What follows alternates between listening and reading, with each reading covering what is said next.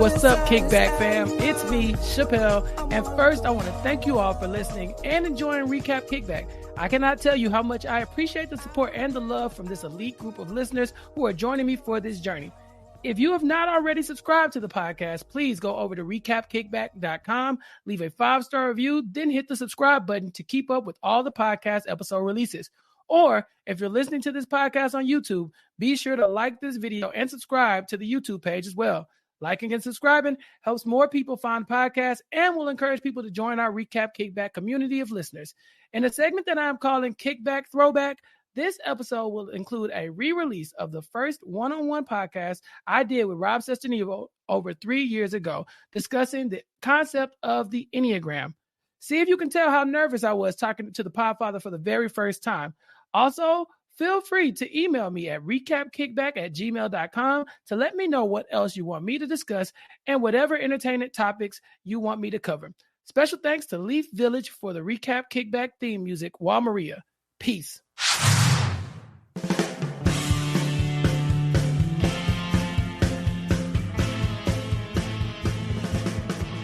Hey everybody, what's going on? Rob Cesternino here, and I'm very excited today because we are going to be learning about something new, and we're going to be talking about Enneagrams. This is something that I tried to learn about once before. It didn't necessarily take, so we're going to try it again, and here to help us learn about Enneagrams and how they pertain to Survivor is the great Chappell is here. Chappell, how are you?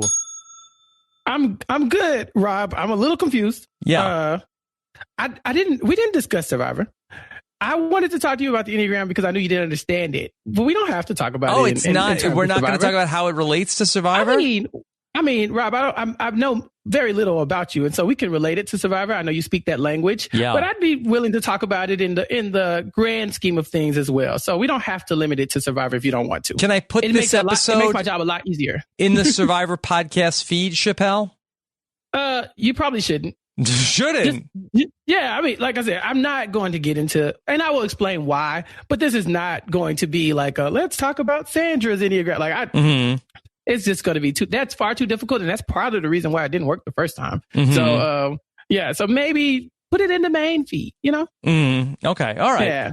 So, Chappell, we're talking about Enneagrams that what I'm alluding to is that once upon a time in 2019, Colton Cumbie had called me up and said, hey, we need to podcast about Enneagrams. I'm obsessed with Enneagrams, and they totally changed the way that I'm looking at Survivor. I said, Colton, this sounds like something that would be primo off-season content. Let's talk about it once we get through this riveting Edge of Extinction season. Let's talk about it then. And we did. And in fairness to Colton, he had one of the all-time worst internet connections that anybody has ever had to call into the podcast. But I was very confused the whole time. He was losing me a little bit. And I think that had we had a better connection, I think I would have been able to understand it better. Yeah, I get that. And that was Edge of Extinction, right? So it was a pretty that's a good ending to a season, I guess you'd say, to be confused at. So, you know, there was a lot of confusing things going on at that time during the Edge. So I'm not shocked that this is something that continued to confuse you. I'm sure that was right after the finale, wasn't it? It was, a couple of weeks after the finale. And so that Chappell and I, of course, have been talking about Big Brother. And I said, Chappell, what are we going to podcast about now that Big Brother is over? And Chappell said Enneagrams. And I said, wait, what? Yes, this is one of my areas of expertise, Enneagrams. Well, look, I didn't say expertise. Now, listen, we're going to have to get into semantics all the time here because what I'm saying is I remember that podcast. People said, you know, I really wish Rob understood this. I, too, wish you understood it. And I would like to talk about it with you. Now, do I consider myself an expert? No, because there are people who take this really, really seriously. And I want to be very clear that I'm not making light of this almost like community of, you know, like surrounding this personality quiz. But I do want to say that it's a quiz. Like, you know, wouldn't say quiz, personality assessment. Okay. You know, that's probably better. But yeah, I don't want to make light of it, but I definitely am not an expert. I just come here to have a good conversation and hopefully clear up some things that you might not have understood. The one thing I remember was that Colton said, yes, that here you are. You're the same as Sheehan and Bob Crowley. Yeah, and we know how much you love Sheehan. Well, I don't even understand what these people have in common. Me, Sheehan, and Bob Crowley. What is the common denominator?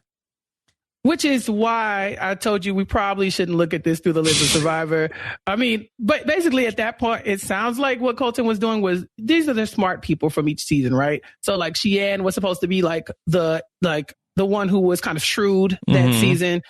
She jumped ship. You know, Bob Crowley is a scientist, and you were, you know, like a wise guy. You kind of, you know, recreated some strategy there. So maybe he was kind of putting y'all in that bubble. Yeah. But the Enneagram doesn't really lend toward that much. So, yeah, so it was difficult for him, I'm sure. All right. First thing, Chappell, can you tell us that what is an Enneagram for somebody who's like 5 minutes into this podcast and is wondering what it is that we're going to talk about? All right. So the Enneagram is, like I said earlier, a personality assessment, I guess, kind of. It's more like a way similar to Myers-Briggs of looking at personality and understanding your motivations and other people's motivations. And so it's called Enneagram because Ennea means 9 and gram means chart. So there's a chart with 9 numbers around it, and each number describes a different type of personality. So whereas Myers-Briggs has like 16, Enneagram has limited that to 9. Okay. Second question. Okay. How did you learn so much about this? Are you a big part of the Enneagram community? I'm about as big a part of that community as I am about this one, you know, just kind of hanging out. So you're on a ton of Enneagram podcasts? Every last one. No, Rob, no. I meant like up until this year, I just kind of been hanging out watching, you know? You're a lurker in the Enneagram community. I'm master lurker. Yes. And so, yeah, I just hang out and I listen to a lot of the podcast, and I listen to people's interviews. I find it really fascinating, honestly. And so the way I got into it was I was in school and I was having a breakdown. Things weren't going the way I wanted them to go, you could say. And someone was like, you really should look into the Enneagram because it'll help you understand why you're freaking out right now. And they began to tell me about the Enneagram and what they suspected. And I felt so attacked. I felt like someone was like poking at my core and saying like, you're horrible. Why? And like, I felt seen and it was embarrassing. And I was like, pushing back against it. And then I learned to like, no, that's just you embracing, you know, who you are. And it hurts because it's not just the positive things about you. I think Myers-Briggs comes off a little like you're extroverted and you're intuitive and you like to think and you like to perceive. But the Enneagram will tell you like, no, you're actually kind of not reliable and you can be overbearing and you can be mean sometimes, you know. And so those things are kind of what you hear and you think, I don't like that. So that's kind of how I got into it. Exploration and self-discovery, I guess you will, and just being able to look at myself and say, okay, this is how you're acting. How is that affecting the people around you? By the way, just as an aside, if you're interested in Myers-Briggs, I did an interesting podcast a couple of months ago with Lindsay Resco, where we talked about the Myers-Briggs types of the different Survivor players. And we talked about my Myers-Briggs type, which I thought was very interesting, that I was watching a lot of Myers-Briggs YouTube videos after that podcast. So maybe this is going to be the same thing. Maybe you and I are going to run in the same Enneagram circles after this. Maybe. And I would thank Lindsay because she's the reason why I said, well, we can talk about the Enneagram, because it's not like I'm walking around with this like Enneagram backpack on, ready to wield all of my knowledge to whoever will listen.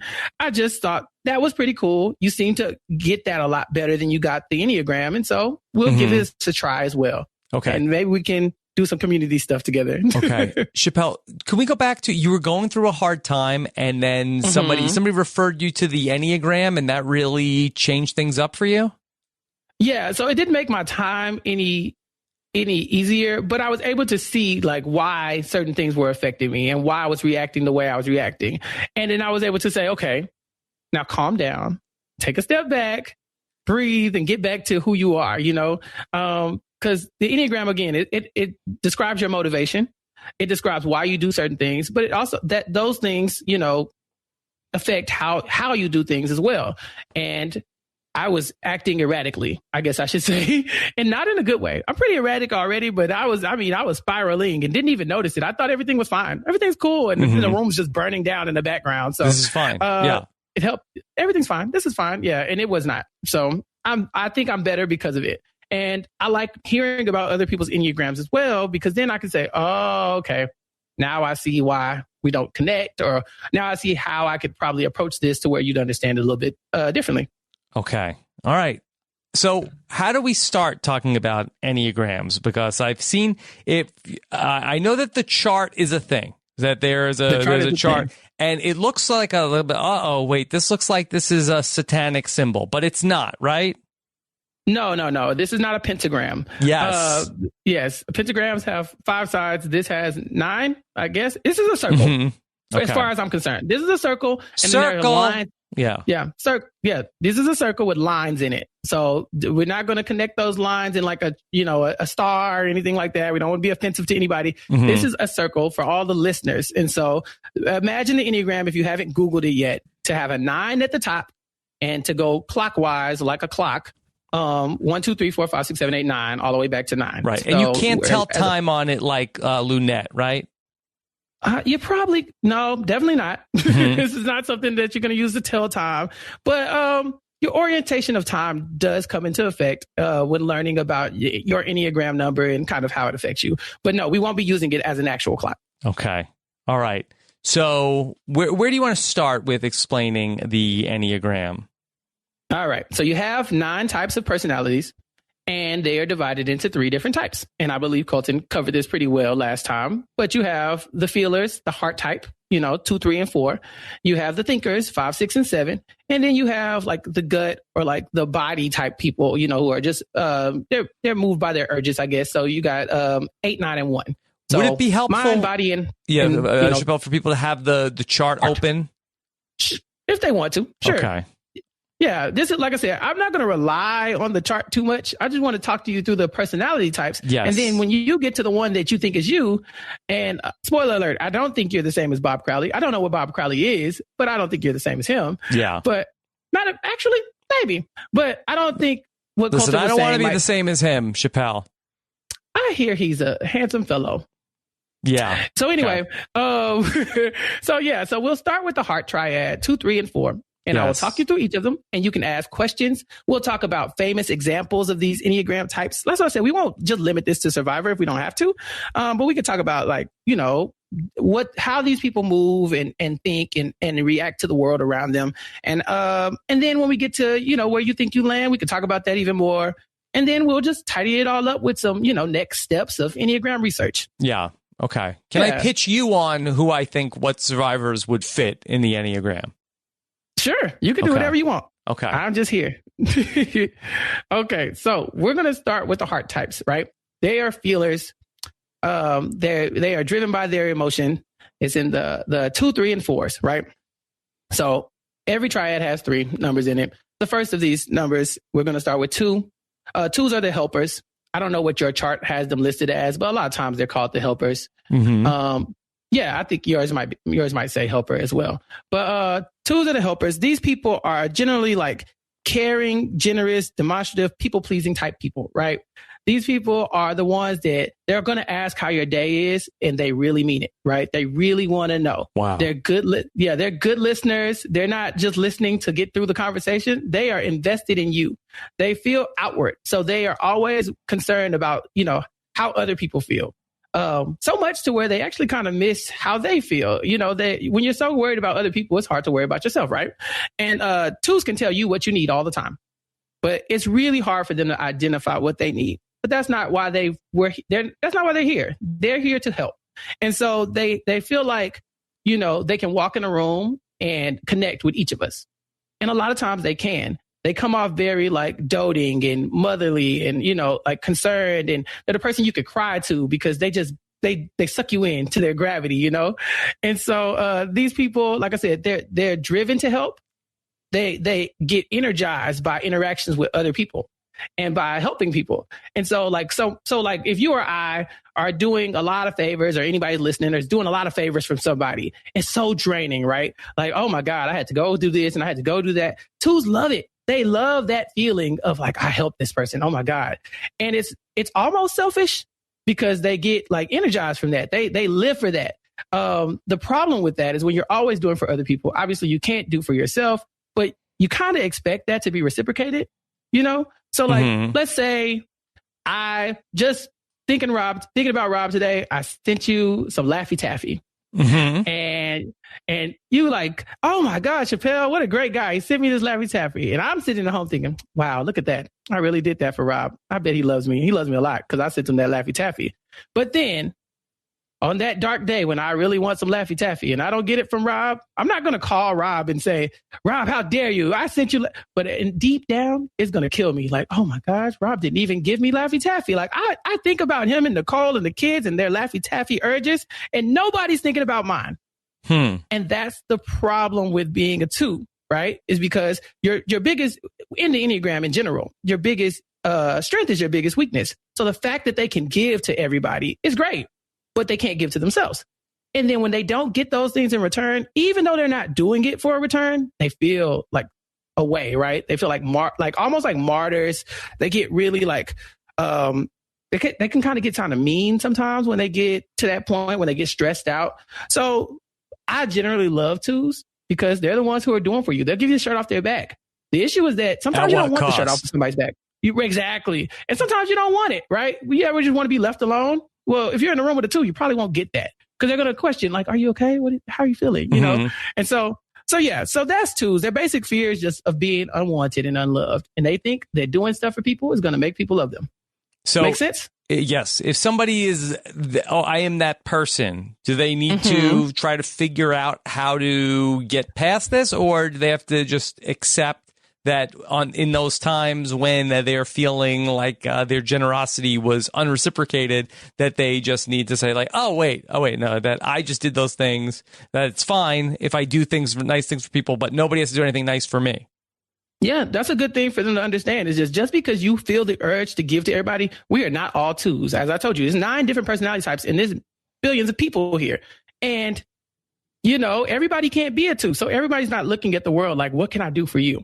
And so, yeah, if they take a step back and say, you know, I did that because I wanted to do it and I wanted to do something nice. And I'm okay with that, not getting anything back for it, then they're good. I also think they want to make sure that they're just not volunteering for stuff just to volunteer for it, right? So like, let's say I'm like, Rob, I really need a batch of cookies tomorrow. Man, I need it. And 2s love the word need because it's just like, boom, this is my chance, right? And Rob, you don't make cookies. That's not your bag. But you really want to help me because you just need to. Well, now you're up all night making cookies. And then you're burning the cookies and you're buying cookies and you're trying to figure out a way to get me these cookies. And I'll call you the next day like, I don't really need those cookies. I'm good. Yeah, we changed our mind. Now you put all this energy into something that I didn't even ask you for.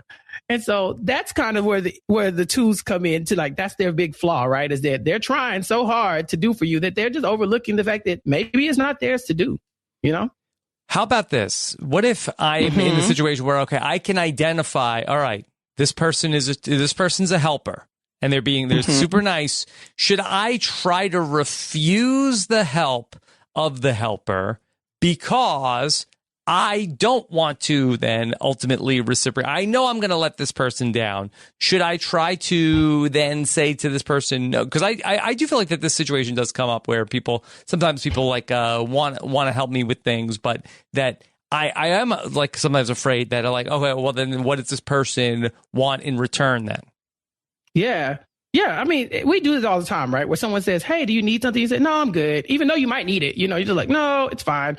And I think that comes to varying degrees too. Like, you know, the person who you could say, yeah, I do need that. And you know, they're going to give it back and it's going to be kind and it's going to be from the heart and they're not going to hold you to it. And I'm not saying that all 2s are going to hold you to it. I'm just saying that their default speed is to kind of think that way of like, I'm doing this to you out of the kindness of my heart. And they're always thinking that way. And so, like, let's say they are really trying to get you to like them, because 2s love to be loved. That's what they're going for, right? And you just you're just not, you know, picking up what they're putting down. They're going home and they're crying about it because they can't figure it out. You know, like, why doesn't he like me? And then after they finish crying, they're going to get up tomorrow and they're going to try it again because that's kind of like their default setting, you know? And so sometimes if you notice somebody is just like, their existence is kind of impeding on your own, even if they're trying to help you, you got to step up and say, it's fine. We don't have to do that. I don't know a good survivor example of that. I don't even remember who Colton picked. I think he picked Rupert. I think this has been a long time. So I'm trying really hard to recall this, but he was saying that he's caring and is that other, and Colton was on the tribe with him. So maybe he is, but I think on an island, I guess you would find yourself like, hey, if I needed to, wash my swim trunks. Yeah. The person who's like, I got that for you, or every time you get up to grab something, they're like, let me take care of that for you. They're just they're helpers. They're nice. They're loving. They got some edge to them sometimes when they get backed into a corner or when they're feeling like they're not being loved. But generally, those are the people who, I guess that's how they would manifest itself. I feel like a Dawn seems like would be the helper. Yeah, and I avoided saying Dawn for a specific reason, just because she's a mom. And I think moms typically kind of will default to that sometimes. And I think Survivor likes to paint moms like that. They like to find a mother. And Dawn she just seems like a very lovely lady on TV. And so, yeah, I could see that. I could definitely see that. If we're talking about caricatures of a two, go with Dawn for sure. There are a lot less male twos. And I think a lot of that comes from probably like nature versus nurture type stuff, like where it's not very like, it's not something that you look for in like typical sociological like masculinity, from this like society standpoint, right? So you're looking for people who are like going out and hunting and all this other stuff. You're not looking for the person who's like waiting on you or, who's thinking about you. It kind of feels uncomfortable to think about from a male standpoint, I guess, historically. And so you don't see a lot more of those. The Enneagram is going to be a lot of how you're wired, just, based off how you're born. But a lot of all you like deal with the traumas in your life. The Enneagram traits really just come from, hey, you are a whole being, right? We all have traits of all these numbers, but somewhere in life, we realize that being one number gets us far. This is getting us through life. This is our crutch, right? And you start to lean on it, whereas it should just be a part of you. And we all do it. We run into a thing that works for us and we just start to use it and use it and use it. And that's how you find your Enneagram number. Yeah. I feel like that's an interesting concept. And I've heard it, explained in different ways. Like people have and this is not a political thing, like a trump card of like, okay, this is the thing that I do. And then in all situations, I end up pulling this trick because this is the thing I always play. Yeah, and it becomes just the way you live your life. And so twos have realized that, stepping up and helping people, it makes people love them and they like that a lot. Maybe in childhood they didn't feel like they were getting loved or they weren't enough. And so they felt like doing stuff for people became their way of like proving or gaining that love that they might have not felt like they were getting when they were little. Yeah.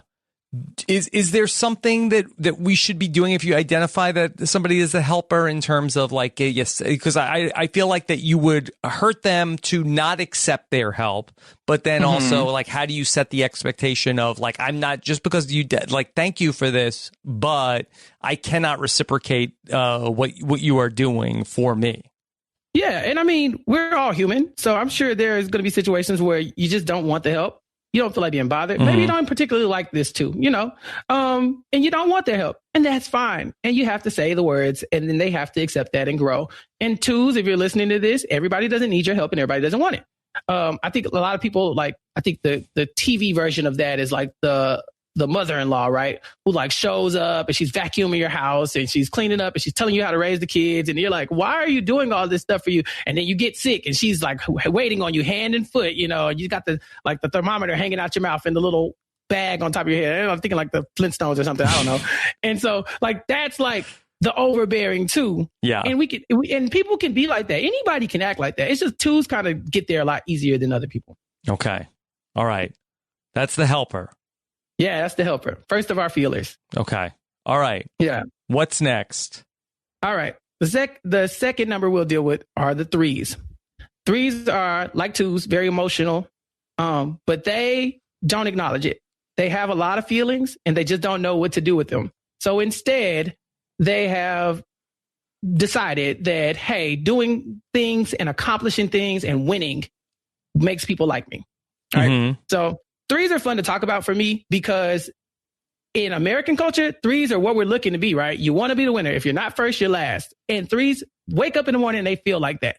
they have a list of things to do. They're very task oriented because they have so many things to accomplish, because feelings of doing things and getting things accomplished, that energizes them.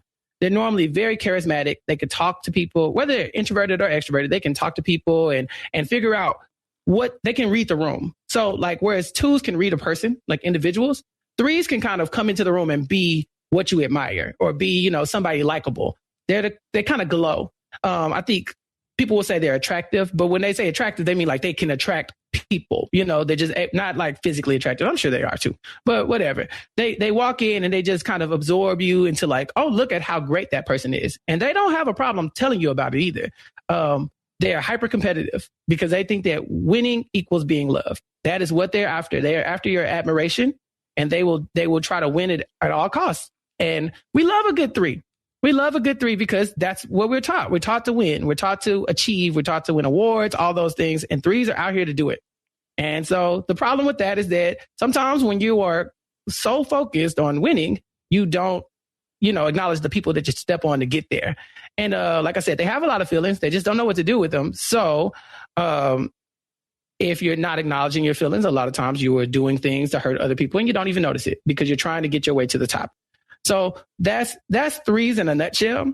They're, like I said, they're super charismatic because people like charisma. They're just going to form and kind of like mold into like what you need me to be so that you will like me in that moment. Make sense? Yeah. Do 3s like other 3s, or do they sort of like repel each other because there can only be one 3 in any given situation? No, I think they enjoy the competition as well. Because they still got to win, right? Mm-hmm. And they also care about image a lot. So if they were bothered by another 3, they wouldn't let you see it. They're the kind of people who you think are always put together. They always seem to have it because they can't let you see them sweat. The problem with 3s is that doing things, accomplishing tasks, that's not a personality trait. Those are just tasks. They lose sight of who they actually are and what they actually like because they're so busy trying to please everybody. Well, gain everybody's admiration. So it's like, I might really like being lazy and staying at home and watching TV, right? That might be my thing. But if I'm walking to a room and we're all talking about, being a vegan, now I have to be a vegan. And I don't have to just be a vegan. I have to be the best vegan. So I have to tell you about it, one. And I also have to try, like, go and get like the vegan outfit, like the tracksuit. So you have to know that I work out all the time too, and I'm living this lifestyle. And they might not even like it. The vegan outfit is the tracksuit? I think so. Yeah. But I think so. Yeah. Some Adidas. But yeah, I think they're gonna try to mold into like the picture perfect image of what you think that is, right? 3s are gonna, like, a 3 would be the valedictorian of the school. Not to say that a 2 could not be the valedictorian, but a 3 is gonna work really hard at it. If they care about school, whatever they think is going to make you admire them, they're going to try to do that thing. And so that, like I said, they're likable because we like winners, and 3s want to win, but they are so competitive. I've met some 3s that you can tell they're a 3 because when they lose, they take it to the heart, right? It's not just a game for them. So 3s are fun to talk about. I'm glad I'm not a 3, just because it sounds exhausting, honestly, to kind of have to win at everything. Don't you think? That would sound very exhausting. That tasks are important, but I feel like that just doing the tasks to do the tasks does not sound super fun. Yeah. And yeah, just waking up with a to-do list for me, just to where I have to be on it all times. It just sounds exhausting, but that's what they get energized from that. They just lack authenticity. Mm-hmm. And I'm not calling them fake, no more than where I call them 2s overbearing. What I'm saying is that they're so busy trying to portray themselves as something that is likable that, you don't even know who you're really talking to sometimes. You're talking to what they want you to believe they are. Do you feel like a lot of 3s get cast for Survivor, or is it more of a rarity? Yeah. I'm sure this is like reality TV in general is probably like a good place to find some 3s, because these are people who they want to be seen. They want to be liked. They want to, I'm sure on Big Brother, you probably get a bunch of 3s because they want to win, but they also want the engagements. They like the clicks. They like to hear like how great that person is. Yeah, I could see that for sure. I don't know if you could think of any Survivor 3s. Like I said, there's probably a ton of them, right? Well, I'm sort of, it's hard because I feel like that when we're talking about people who are definitely like egotistical, like I can definitely think of a lot of people, but I don't necessarily, like, for instance, like I think of like Johnny Fairplay as somebody who's like completely like, driven by ego and talking about himself. But I don't think of him as somebody with like, a million things to do on his to-do list. Right. And that's what I'm saying when it comes to threes. And this is another reason why Colton's podcast really doesn't work, is because he's trying to take, these clips and images that we get an edited version of. And Johnny Fairplay in real life, but he tried to take clips and images that we have and try to like talk about these people's core motivations off of, like several episodes of seeing them. Right. I would think Johnny Fairplay would bother him to kind of be disliked as much as he was and is sometimes, I've always been a big fan, but I know that, he was loved. People love to hate him at some point. And I don't know if that would really describe him. But like I said, threes are the kind of people they just pop onto. Maybe Colby, He's out here, he's winning. And when he wasn't winning, oh my God, he was miserable and we hated to watch it, right? What was it, Superman in a fat suit? Maybe Kobe would be a good example. But I don't know, right? Because even though, like I said, we can all kind of portray ourselves like this. If I just went off of your season of Survivor, I could say Rob's a 3. You woke up and you would have the episode and you'd have you're charming. So you would have us. So go on, Chappell. Yes. Oh, and let's not get on your eyes, please. But no, seriously, we would watch you and then we would watch your journey to the end. And I think if you're telling the story of the winner, you're probably going to get a lot of 3 stories, even if they're not a 3. See, I guess the two things that I'm having difficulty sort of like separating. I kind of feel like that I see this more like in athletics, like the quarterback as being, you hear the story about the winners, like a Tom Brady who is like gonna necessarily like do whatever it takes, put whatever into his body he can to make sure that he always ends up being the winner, really hates to lose. I see that as sort of more of a 3 as opposed to like a lot of the people from Survivor, who I do think hate to lose, but I don't necessarily like, are they the types of people who are going to like stop at nothing and do anything to win and also be sort of like very disciplined in terms of like the steps it would take to get there? Oh, yeah. And Tom Brady's probably a great example. Like I said, I don't know personally to know this for a fact. The Enneagram Institute website, I guess they did the research and they interview a lot of different celebrities and, look at interviews for like, things that these people have said and kind of what they talked about. And I think they've compiled lists of famous or like notable people from each number. And I would be shocked if Tom Brady wasn't on that list. But I know you watched the Last Dance documentary, right? With Michael Jordan. His personality is winning. Yeah. That's it. People like him. There's some people who don't like him, but everybody respects him as a winner. And that's all he has. It's pretty one note, honestly. You watch the whole thing and all you know is this man is going to win. If he gets poisoned in Utah, food poisoning in Utah, he's still going to find a way to win. That's what he does, and people, like I said, and even the documentary paints him in such a positive light because he's charming and you want him to win. It's like, you're just kind of drawn into that. Now, there are conflicting reports, obviously, about Michael Jordan, but for the most part, that is his personality. I think another good documentary to watch, if you haven't seen, is it Americana, the Taylor Swift documentary on Netflix? Taylor Swift is probably a textbook 3. Her whole documentary is about how she has this fan base that is pretty much split in half, right? There are some people there on the left and there are people on the right. And Taylor Swift has to decide at some point, okay, am I going to start speaking up politically and maybe isolating half of my team? Or am I just going to keep, raking in all his money from all sides? And she really struggles with that. But every part of her documentary, it's Taylor Swift's to-do list. All the things that she does to make sure that she is liked. And when she's not liked, and she is not liked, she's so polarizing. And it drives her crazy. It is killing her, that poor girl. And she puts that into her music. And she's just writing songs. But the thing with threes is that they're accomplished, right? So think about Taylor Swift. She's been a songwriter since she was like 12 years old. Kanye West is snatching awards out of her hand when she was 16. This is not normal behavior. The average person isn't waking up and winning songwriting awards. But threes, they're doing it. Michael Jordan, greatest basketball player of all time. A good Survivor 3 that you might not suspect? Who? Lisa Whelchel. Lisa Whelchel. And I know this to be a fact because I've heard her talk about the Enneagram. And that's another reason why I didn't want to talk about Survivor based off the show. Because on the show, Lisa Welcher doesn't give you like to-do list or accomplishment, right? Lisa Welcher is a child star. She was she is a very shy individual, but when she gets on stage, she just pops. Yeah. And then she also got second place on Survivor. She is a published writer. She's a mother. Even on Survivor, she was well liked by the people who weren't on her cast. And on her tribe, but even the people who were on her tribe didn't hate her. They hated Scoopin'. But, she was there. She has a lot of 2 in her.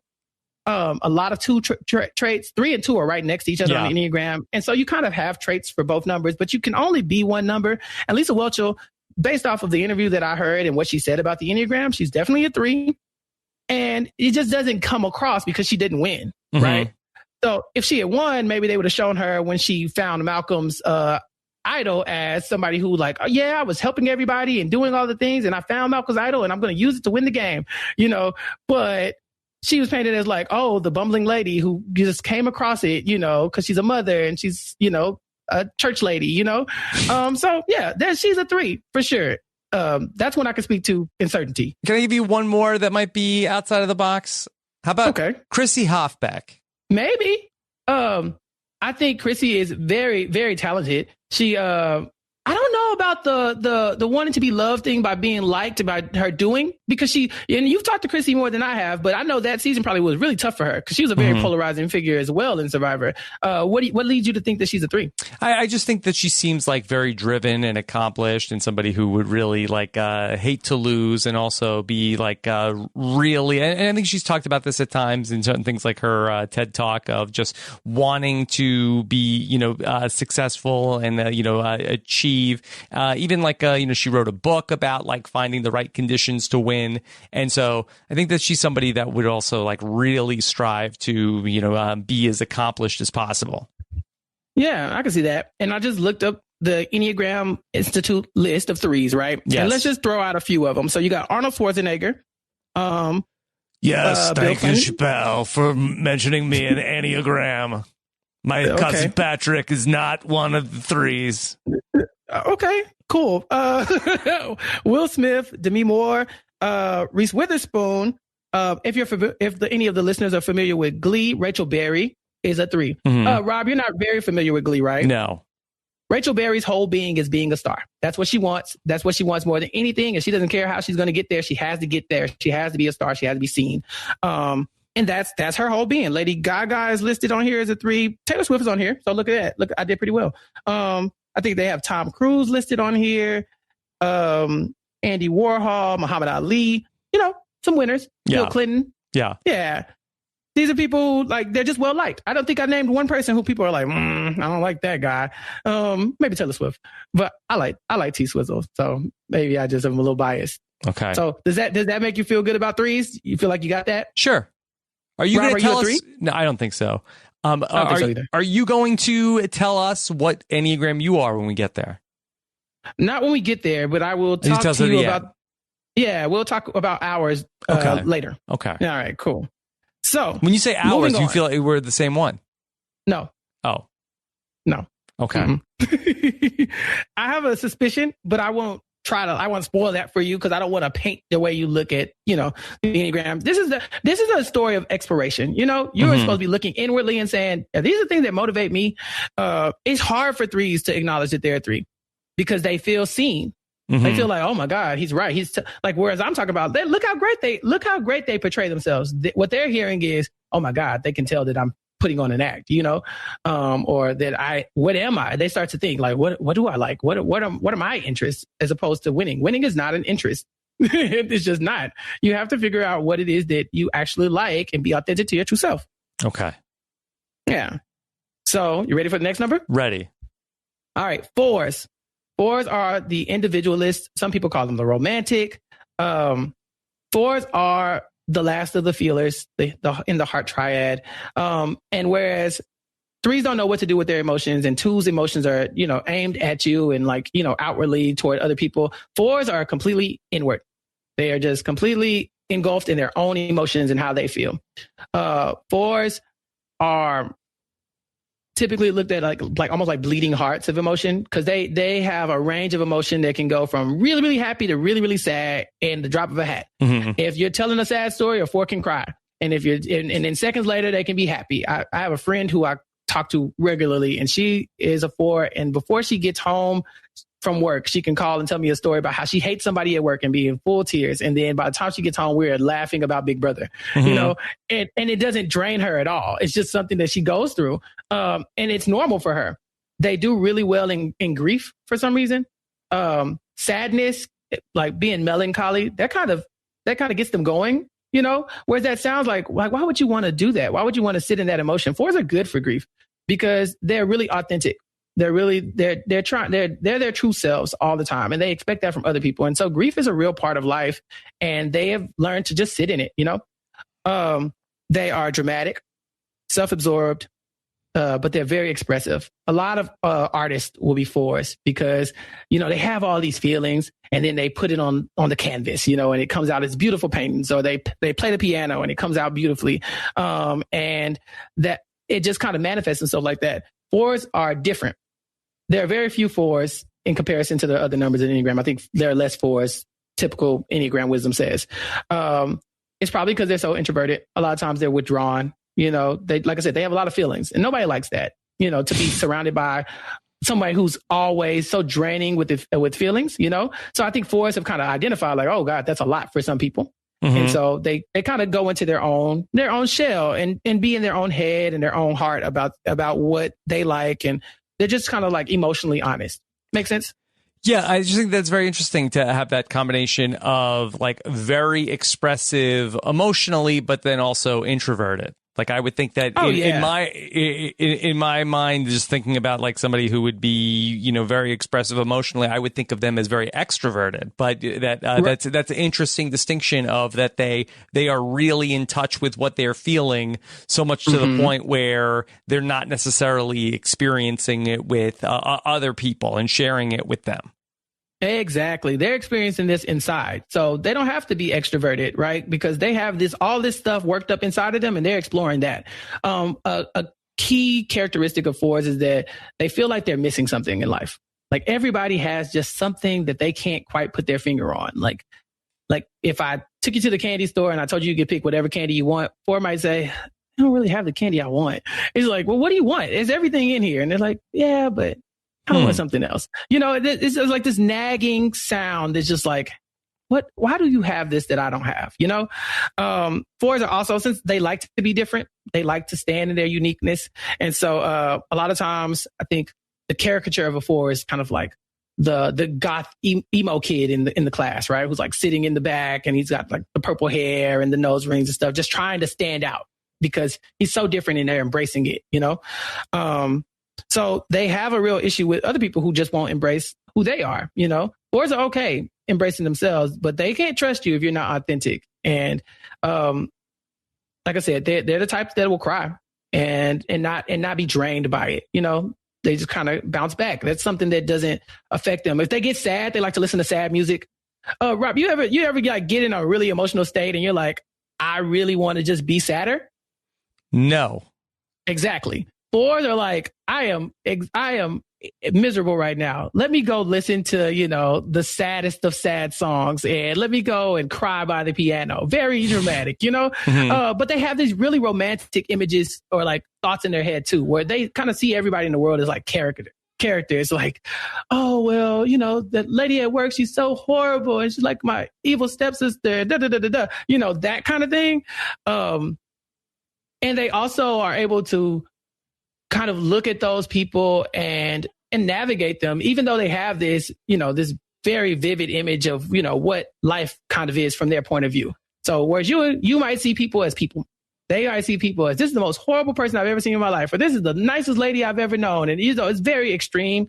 And I think I'm missing something. Wait a second. So extreme emotions, caricatures, I think, yeah, that covers the like tip of the iceberg for 4s because they're so complicated. There's very complex people and they like it, but it just feels like they're always yearning for something else. So what would you say is their sort of like thing that they really lean on in, most situations? Just their authenticity. In most situations, they keep it real. And it doesn't have to be like in your face telling you about you, but they just don't do well with not being true to themselves. Some good fours based off this list, Johnny Depp. Mm-hmm. I remember I said he kept it too real. Some would say that, yeah. Kat Von D, the tattoo artist, yes. Chris Angel, Amy Winehouse. You catch my drift? These are like they stand out, and I think what was that? Maybe like Big Wendy. She stands out. Yes, that's what I was going to say. Big Wendy. Flicka, maybe. He kind of stands out. Yeah.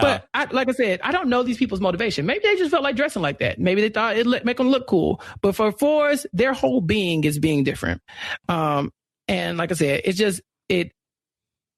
they're very misunderstood people, because you think like, how do you go through this range of emotions at one time? And they think this is normal. This is life. Like I can be sad because it's a sad thing to happen. Oh, they're also very good with words. They can paint a picture, like nobody's business, a word picture, because they have all these emotions and they can put a name to the things they're feeling. So whereas I'm like, this person's happy, this person's sad, they're like, oh, melancholy and oh, dramatic and all, they kind of lean into words of expression because they feel it and they can, kind of show you, they let you into their world a little bit. Yeah, I think some other good fours on here, Bob Dylan, Cher, Stevie Nicks. I would feel like a lot of artists are here. Oh yeah, Prince. Look at Prince. He's purple. He's wearing heels. He's got assless chaps on. Can I say assless? Yeah. He's got assless chaps on. That is a different person, and he's fine with it. He changed his name, the artist formerly known as Prince, then he changed it back. Or then it was just a symbol. Like he's very different, and he's a beautiful musician. And he's very withdrawn. People don't know a lot about Prince, right? Even when he passed away, people were like, well, what was happening? Where has he been? He had just been on Twitter for like a year. That was the most active he had been, socially. So yeah, those are the ones. I think Sarah McLachlan's on the list. Oh yeah. I bet when she gets sad, she listens to sad music and watches puppy videos. Yeah. And so yeah, those are our fours. You got any questions about the fours? No, I think I get it. Yeah, those are. I'm trying to think of like pop culture fours, right? Like maybe if I was doing like Winnie the Pooh, I'd say maybe Eeyore is a 4, right? Because he just kind of can sit in that melancholy mode and not really have to come out of that. He's fine. Yeah. I kind of feel like that a lot of 4s are probably are not looking for celebrity in terms of like where number 3 would be somebody who's like seeking out that type of fame. I feel like that for a 4 who's consumed by, keeping it real and being authentic and not being fake, I feel like that they would not necessarily be as attracted to the trappings of fame. Yeah, because they're authentic in that way, right? So maybe it's not fame that they want, but again, they still have romantic thoughts of what could be. So they're probably thinking, oh my gosh, I'm going to make it and I'm going to have all the lights on me and people are going to love me and I'm going to walk in, they're going to adore me. I'm going to have beautiful like the curtains in my house and like the tapestries and so that stuff can get to all of us. Again, we all have a little bit of all of this in us. This is just the one that they've leaned on the most. Okay. All right. Chappell, before we get to the next type of person, can we take a moment and thank a sponsor? Sure. Okay. I know fitness is important to you, Chappell. I know that you're out there on the Insta going to your training, but there's another way, Chappell. Beachbody on Demand, because they have got a great offer for our listeners, a free trial membership that you could try out Beachbody on Demand in the comfort of your home. Just text RHAP to 3030. Of course, Beachbody on Demand, they are helping you. You have to wait until the new year that you can get started as the holidays are creeping up on getting in shape. The quarantine 15 is a thing, Chappell. Yeah, I've met it. Yeah. And Beachbody On Demand can help you with your fitness goals, even surviving the most tempting holiday dinner and desserts that are out there, because Beachbody On Demand, the company behind P90X, Insanity, 21-Day Fix, they've got new programs like Muscle Burns Fat and 80-Day Obsession with your favorite trainers, Tony Horton, Joel Freeman, that's my guy, Autumn Calabrese. They've got the best programs around for bodybuilding, weight training, cardio, yoga, high intensity interval training, even dance workouts. You can work out in as short as 10 minutes a day that don't require a ton of extra equipment. In the time it would take you to drive and park at the gym, you could be finished working out. You can access the program anytime, anywhere on your computer, web-enabled TV, tablet, smartphone, Roku, Apple TV, Chromecast, and more. And of course, you can try it for free. I like Lift 4. It's a good setup there where you're doing a couple of days of lifting, a couple of days with the high intensity interval training. With Joel, you're going to want to get on board with this great offer. Text RHAP to 303030 and get that special free trial membership. You'll get full access to the entire platform, all the workouts, nutritional information, and support. Absolutely free. Just text RHAP to 303030 for Beachbody On Demand. All right. You don't have to be an achiever to do that, Chappell. No. You said you are not an achiever, and I've seen your home gym now. I was in your garage earlier, and yeah, you got a good setup, so I think you're good. I got a lot of stuff. Okay, but you don't need a lot of stuff for the Beachbody On Demand. You can do body weight exercises. They got something for everybody. Okay, all right. Where are we going now? The thinkers. Yeah, so we're gonna go to the thinking triad.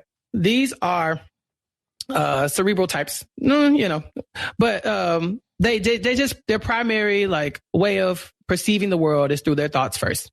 And so you have 5, 6, and 7. A good thing to note about the thinkers is that their primary motivation is fear. So they're afraid of things, and so they think about it, and then it processes, and then they kind of present themselves in these ways. Mm-hmm. And so we will start with 5. I don't know are you looking at your chart? What is 5 called on there? Is it the investigator? I'm seeing the investigator. Yeah, I prefer the observer. But I am no professional at this. I'm just talking. 5s are. You sound very professional about this. Thanks. I tried to. That's great. I know people are going to eat me up in the comments, but this is fun. No, we got rid of the comments. Oh, well, never mind then. This is great then. Yeah. Oh yeah, I'm consummate professional. Okay, so 5s are investigators. They are, like I said, cerebral types for sure, but their thing is that the world is scary and they don't know what's out there. And so in order to face the world, they are going to learn as much as they can about it, right? They are going to research, and they're going to investigate, and they're going to make charts, and they're going to make graphs, and they are going to just hoard knowledge because they don't want to go outside, because outside is scary. Yeah. And I can't go outside until I have all the things in my head, right? And so I find in my life that the 5s are the type of people who have like the 12 pages of Google open up, and they're just constantly going through them. And when you ask them a question before they answer, they'll take a little bit longer, because they want to make sure that they're correct, or they want to make sure that they have all the information. A 5's biggest fear is being incompetent. They don't want to be in a situation where they don't know what they need to know to succeed, right? Or to be safe, I guess I should say. So 5s spend their time researching, and they feel like almost like researching is the same as doing something. Mm-hmm. So let me tell you a story. Let's say I said, hey, we really need to build this bookshelf. And I tell a 3 to build the bookshelf.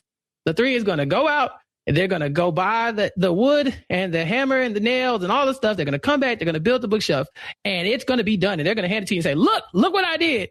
And it might be the ugliest bookshelf ever, but they got it done. They won. They succeeded, right? If you tell a 5 to build that same bookshelf, the 5 is going to say, okay, well, let me look at what kind of wood I'm going to need.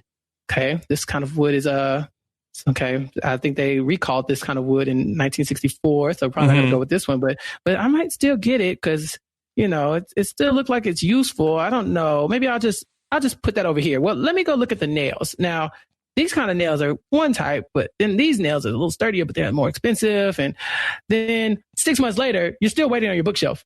But the 5 has like, look at all the research. I've gotten all the knowledge together, but they haven't done the thing, right? They haven't done it. It's really hard for them to take action without feeling like they are ready, like they've done the necessary research. And so, like I said, they come off as cerebral types because they are. They're just in their heads about it. Not to say they're smarter than anybody else, but just they have to feel like they are prepared for whatever. And so they want to research it to the point where, like I said, it could end up in spreadsheets. It could end up just, files in their head. It's their goal is to be seen as capable. Yeah, sounds exhausting, doesn't it?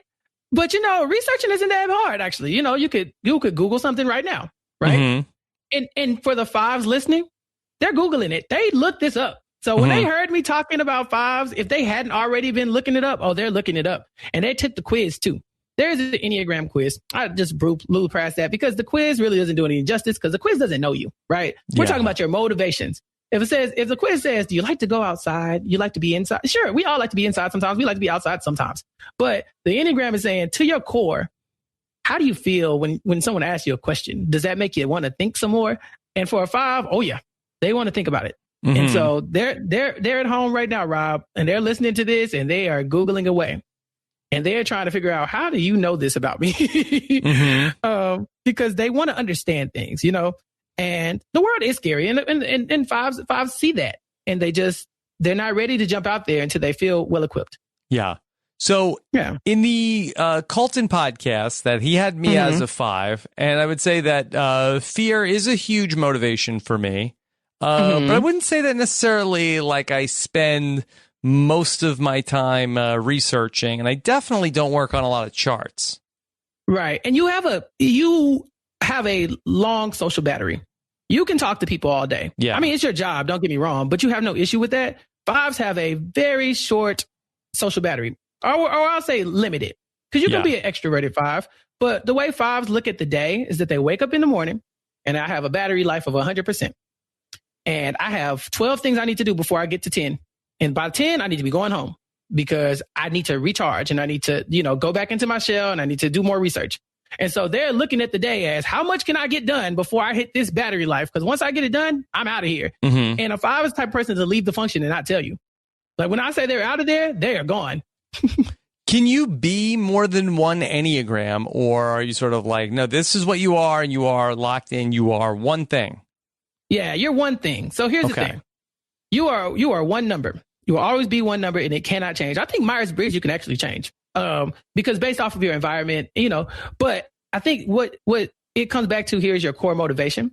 So even if you're in a situation where you can't do all the research, let's say you're a 5 and you don't have a computer and you don't have a book and you're stuck with me all day and I'm just talking your ear off, they're probably driving them crazy, but they can do it. Now, once they finally get away from me, Jesus, they're going to go research. When they get back to what they can, they're going to go back into that mode. They're always going to default. And let's just say we're all of the numbers. We're all, we're all whole humans.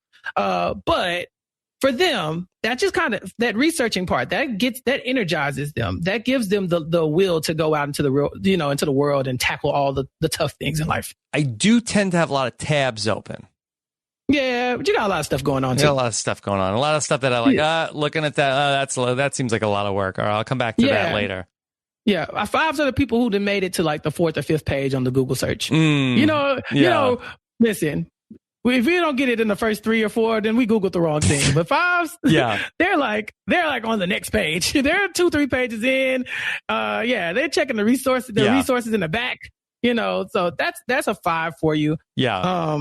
But like I said, typically they're withdrawn like 4s. Right. They are. Yeah. But again, when the numbers are next to each other on the chart, they have traits of each, right? So 5s, you can be a 5 and be, closer to 4 in like the way you perceive the world.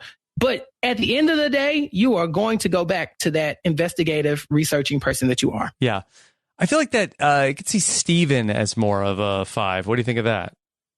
I don't know Steven's research habits, but I do have an idea of what I think Steven is, and we haven't gotten there yet. Okay. I feel like it's, maybe Cochran also. Maybe Cochrane's a good one to think about because Cochrane is reclusive. And fives a lot of times are because they have to be prepared to go out into the real world.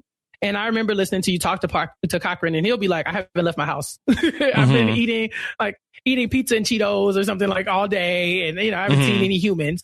But then when he comes out, he's fine. The question is, where's Cochrane now?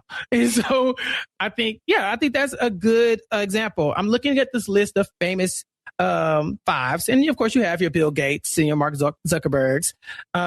But you also have Dr. House from House. He's not that's another thing about fives. They're not warm, cuddly people a lot of times. Because like I said, people take a lot of energy. Emotion takes a lot of energy, and they only have so much. And they have to be ready, in case something happens. So they don't have a lot to give to. And I found some of my favorite people are fives, but it's definitely you have to understand that they need their time. And so we were talking about how you can approach twos, knowing that they might be, helpers. I think approaching fives is knowing that even though they might come off a little prickly, come off a little standoffish, that they like people. You just have to let them come to you on their own time, And and they're good to be around. They're people that you can tell a five anything and they're never going to get out because they're very selfish with their own information. They're not going to tell you a lot about their life. That's why I said probably not Steven. Because Steven's kind of, he talks freely pretty much on podcasts and stuff like that. But a five is the type of person to have, something about me and this person knows something about me. And I can never let you two people link up because I don't want y'all having too much information about me. So I'm looking again. Jodie Foster is listed on here as a five. Let's see. Tim Burton, Stephen King, Emily Dickinson, Vincent van Gogh, Albert Einstein. So brain types, Yeah. What you think? These are like our Ravenclaws? No, as a Slytherin, I try to not pigeonhole people into lesser houses. Okay. But sure. Whatever. Okay. You want to give Ravenclaws that kind of clout, fine. But yeah, that's how fives are. They just like to be prepared, and they like to arm themselves with their armor is knowledge. Okay. All right. Sound good? That sounds good. Let's talk about 6. All right. 6 is where I think Steven might lie. Yes. Sixes are called, what are they called in your chart? The loyalist. All right. Let's talk about Mr. Fishback. Yes. So from what we know about Survivor, we know he was loyal to JT. Yes. That didn't work out great, but they are still great friends, He was loyal to Jeremy. That didn't work out great. He's pretty loyal to you, Rob, it seems. He doesn't get too far, Yeah. You got Steven. But they're called the loyalists, but I don't really think that's the biggest personality type. Like that's not the biggest indicator for sixes for me. Sixes, like fives, are afraid, but their fear is more like anxiety. Okay. And so it's a constant anxiety. So Rob, what if I told you that there are people in the world who always wake up and say, what if something bad happens? What if this happens? What if that happens? What if it rains? What if it's snowing outside? What if the tornado hits? What if the lights go out? They default to that line of thinking. It's kind of always in their head, like a cyclone of just thoughts of what if this happens? What if that happens? They are super reliable people. They are hardworking. They are responsible. They are trustworthy. But they are good troubleshooters because they're always thinking about what could go wrong. Yes. So whereas fives are like, let me get the knowledge and I'm fine. Sixes are never fine because they are always thinking about what can go wrong. Okay.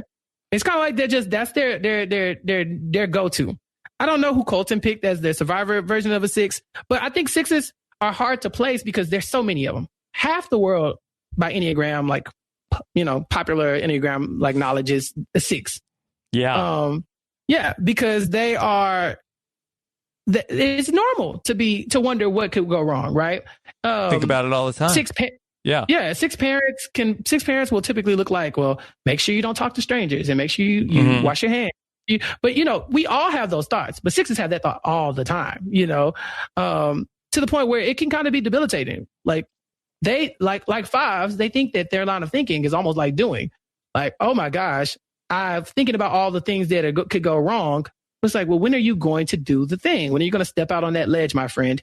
I would understand. But sixes, they just don't get it. They are constantly questioning themselves. They have an interesting feeling about authority. So sixes are the type of person who could tell you who's in charge at all times. They can tell you who's in charge in the room because they need to be able to blame somebody when it goes wrong. But they also need to be able to lean on somebody for things to go right. So it's like, if I'm a 6 and I'm afraid of bad things happening, I want to follow the rules, right? There are rules set in place. And if I follow the rules, everything will be okay. And if they're not okay, who made the rules? Who's that guy? There are 2 types of 6s. 6s is the only number of Enneagram where you can just divide it in 2.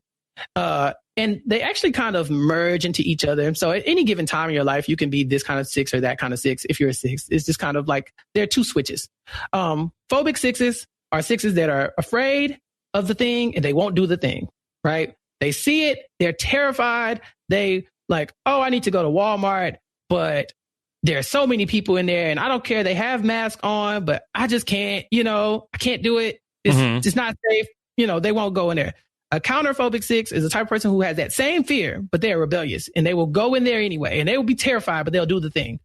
And 6 is kind of like they range in that their whole life, kind of. Some people say half their life they're one way, half their life the other way. But I've heard interviews where people have said, no, I'm fine until XYZ happens and then I'm boom the other way, So, any 6s? Do you think Steven is a 6?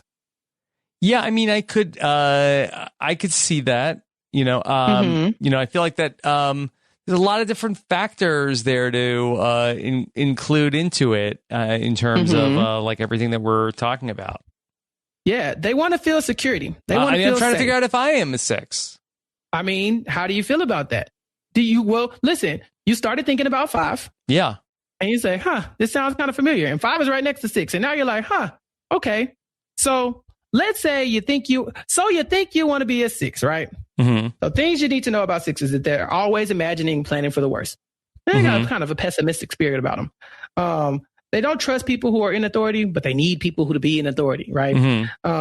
People say they're loyal and understanding and compassionate, and most of their friends they just feel like most of their friends don't have as much anxiety as they do. They're always kind of like, well, why aren't you afraid of this? Why doesn't that bother you? Why are you so comfortable doing these things that you're doing?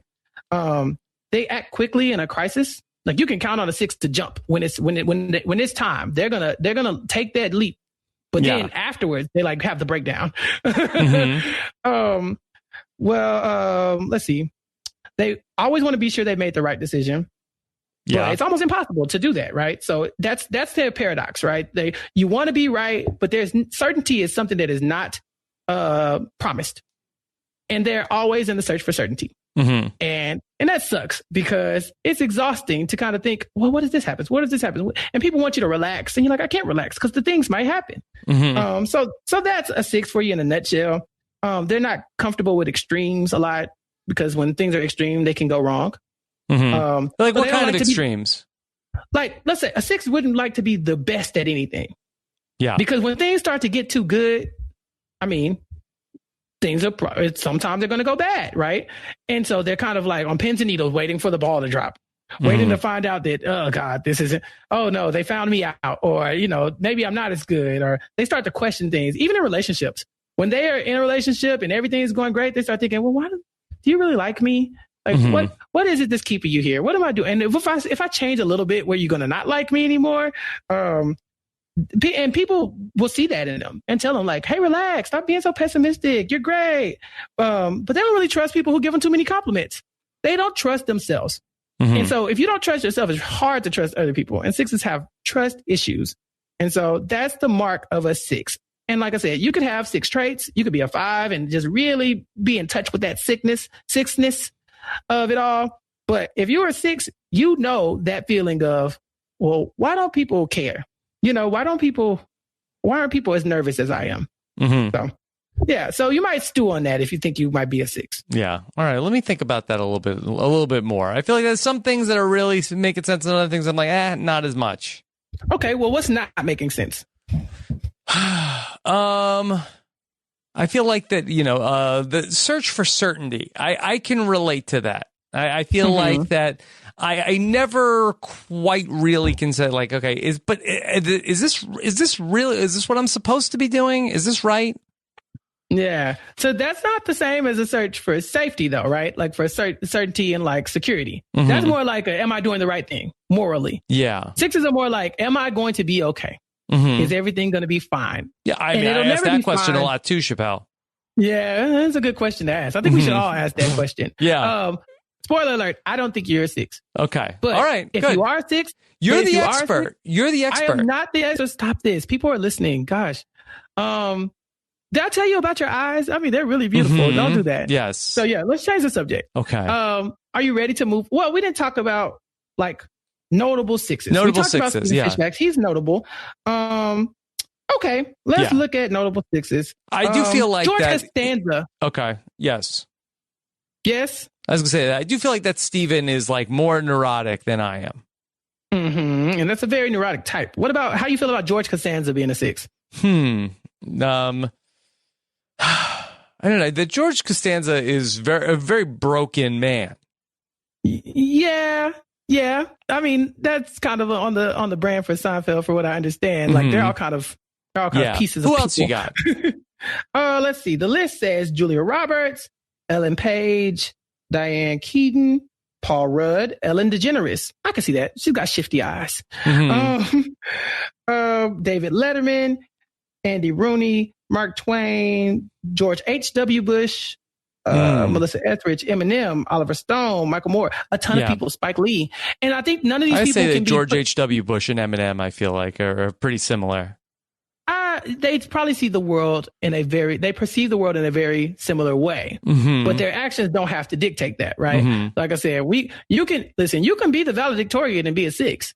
It's probably just a little bit more stressful than it is for a 3, right? Or you could be the valedictorian and be a 5 because you have all the information and you're researching everything and you want it, so you can accomplish the same things and be a different number, which is why I wasn't so ready to write off 5 for you when Colton said you were like Bob Crowley, because if he's basing it off y'all's games, then no. But also if he's basing it off of what he knows about you, then I wouldn't have said you were a 5. But something that we should think about, right? Yeah. All right, cool. Are you okay with moving forward? Yes. You got more questions about 6s? No, I'm good. All right. So now we're going to talk about 7s.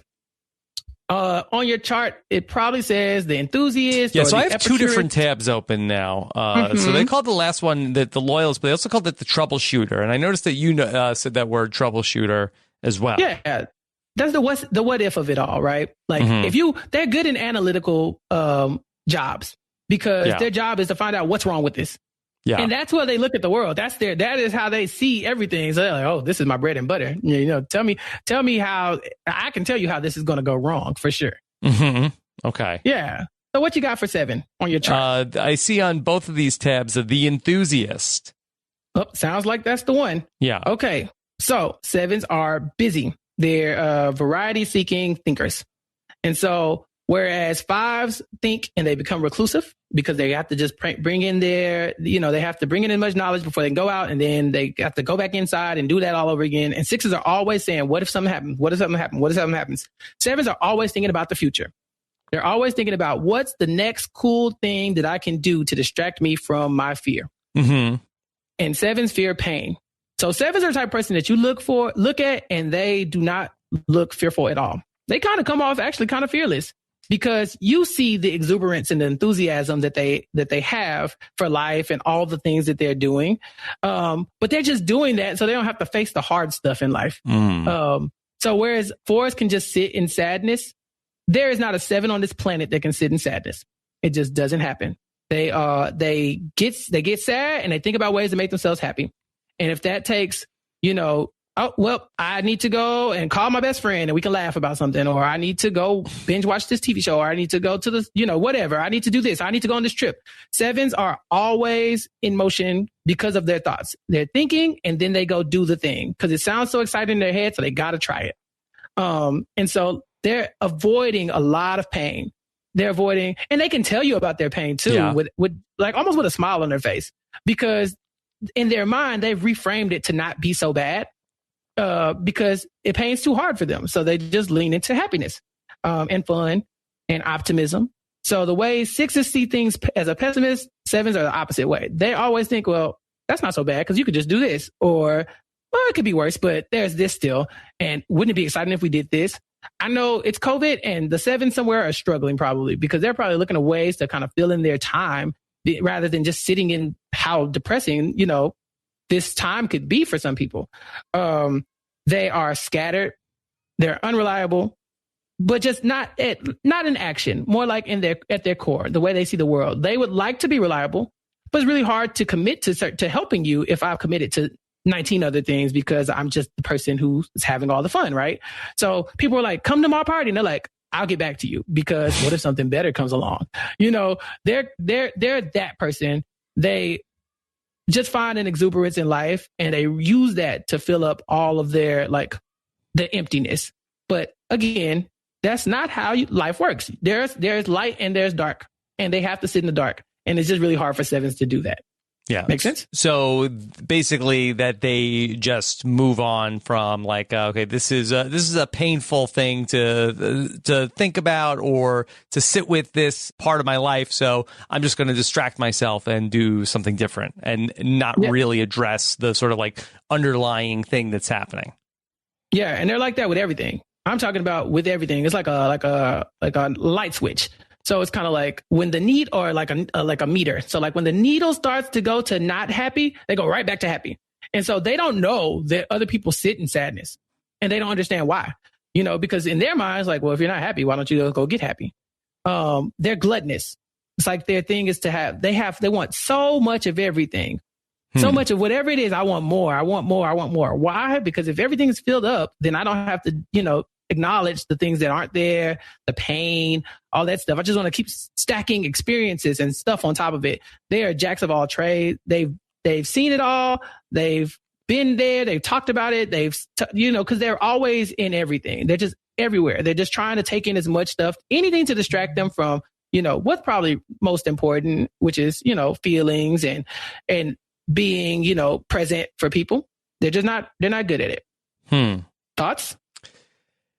Yeah, I mean, I feel like that I can relate to parts of that also. I mean, this is this is tricky now as I'm trying to figure out what I am. I definitely feel like I don't dwell in sadness. I feel like that if something is unpleasant, I say, well, just better not think about that anymore, and move on to another thing. Where that's something that I certainly talk about with my wife, who can be like, okay, something's bothering her, she's going to stick with that a little bit more. But I feel like that if something is, bothering me a lot of times, I will say, okay, well, let me just try to move on. And that's not a fun thing to be thinking about. I also have things that I cannot get over that happened to me also, Chappell. So really, I'm very confused. No, it's fine. I'm not accusing you of being a 7 at all. I'm just saying that, that's how their default tunes, right? So you might have to make the conscious effort to say, you know what? I'm not dealing with this. I choose happiness. 7s don't have to make that conscious effort. They do it automatically. So where you would think, oh my God, that's devastating. They're devastated too in that moment. And then seconds later or minutes later, or however long it takes, they're out of it. And they don't have to sit down and say, what can I do to make myself happy? Their mind just defaults to, I'm looking for the happy thing. I'm looking for the fun. I'm looking for some entertainment. 7s are obsessed with other people's lives. Colton said he was a 7. And this makes a lot of sense because 7s don't like to be trapped in anything because they want to be out and they want to indulge in everything that's around them. See, so I don't want to be out. Right. Yeah. You don't want to be out. Colton was on an island and he did not have a good time. And he is very much, if he is a 7, as he says, then that means he felt trapped. And he stressed out about it. And then he started to act not like himself, which is normally kind of bubbly and upbeat, according to, Enneagram language. And he got there and he got to the point where the people weren't doing what he wanted to do the way he wanted to do it. And he wasn't having a good time. And so he quit. And it's tough for 7s because they hate being trapped. And I mean, I don't think, being on the island for Colton, that ended up without Caleb, I think is how it ended up being trapped. Right. Had Caleb been there, I think he'd been fine. You saw how he was the first time, I guess, kind of. He seemed to be having a good time. But he did. Yeah. Those 7s are good for taking their ball and going home. But they bring so much exuberance to the room that if they're not having a good time, you kind of feel it. They're the type of person where you're like, well, it was fun until you stopped talking, And now it's like, well, why are you not talking? What's wrong? And so they're not allowed to kind of not be having a good time. I I've heard like what sevens will say like, oh, well, I went to a funeral and I slept through it. And even though they really cared about the person who was there, they just couldn't be present in that, and so they defaulted to sleep. Now, don't get me wrong. They probably regret sleeping through it. They're probably going to miss that person, or they really wish they were at the funeral, but their mind just went to like, you got to do something else. So they're the type of person to text through something like that, or talk through it, or make jokes at the funeral, just so they don't have to be present in the pain. Yeah. You have any famous sevens? Yes, I do. And I have a good example too. Okay. So, have you ever seen the Magic Johnson, Larry Bird documentary? I have not. Okay. So I think it's on YouTube, but I'm sure you could just Google it. It's probably on Netflix. Magic Johnson is pretty one note throughout that whole documentary, kind of like Michael Jordan is through his. Michael Jordan's personality trait was winning. Magic Johnson's personality trait is that he has a good time. He has a lot of fun. Yeah. That's him. That is Magic. That's why they call him Magic. He walks in the room. He lights up the stage. Everybody loves Magic Johnson. Magic Johnson ends up getting diagnosed with HIV. Yeah. And he did an interview. And in his interview, or was it a press conference? I can't remember. But he said, this is new and this is different. And I'm going to beat it. And I'm going to have fun doing it. That is the most seven quote of all time. In that day and age, to be, stricken with this disease that people saw as a death sentence, and to find a way to say, we're going to have fun.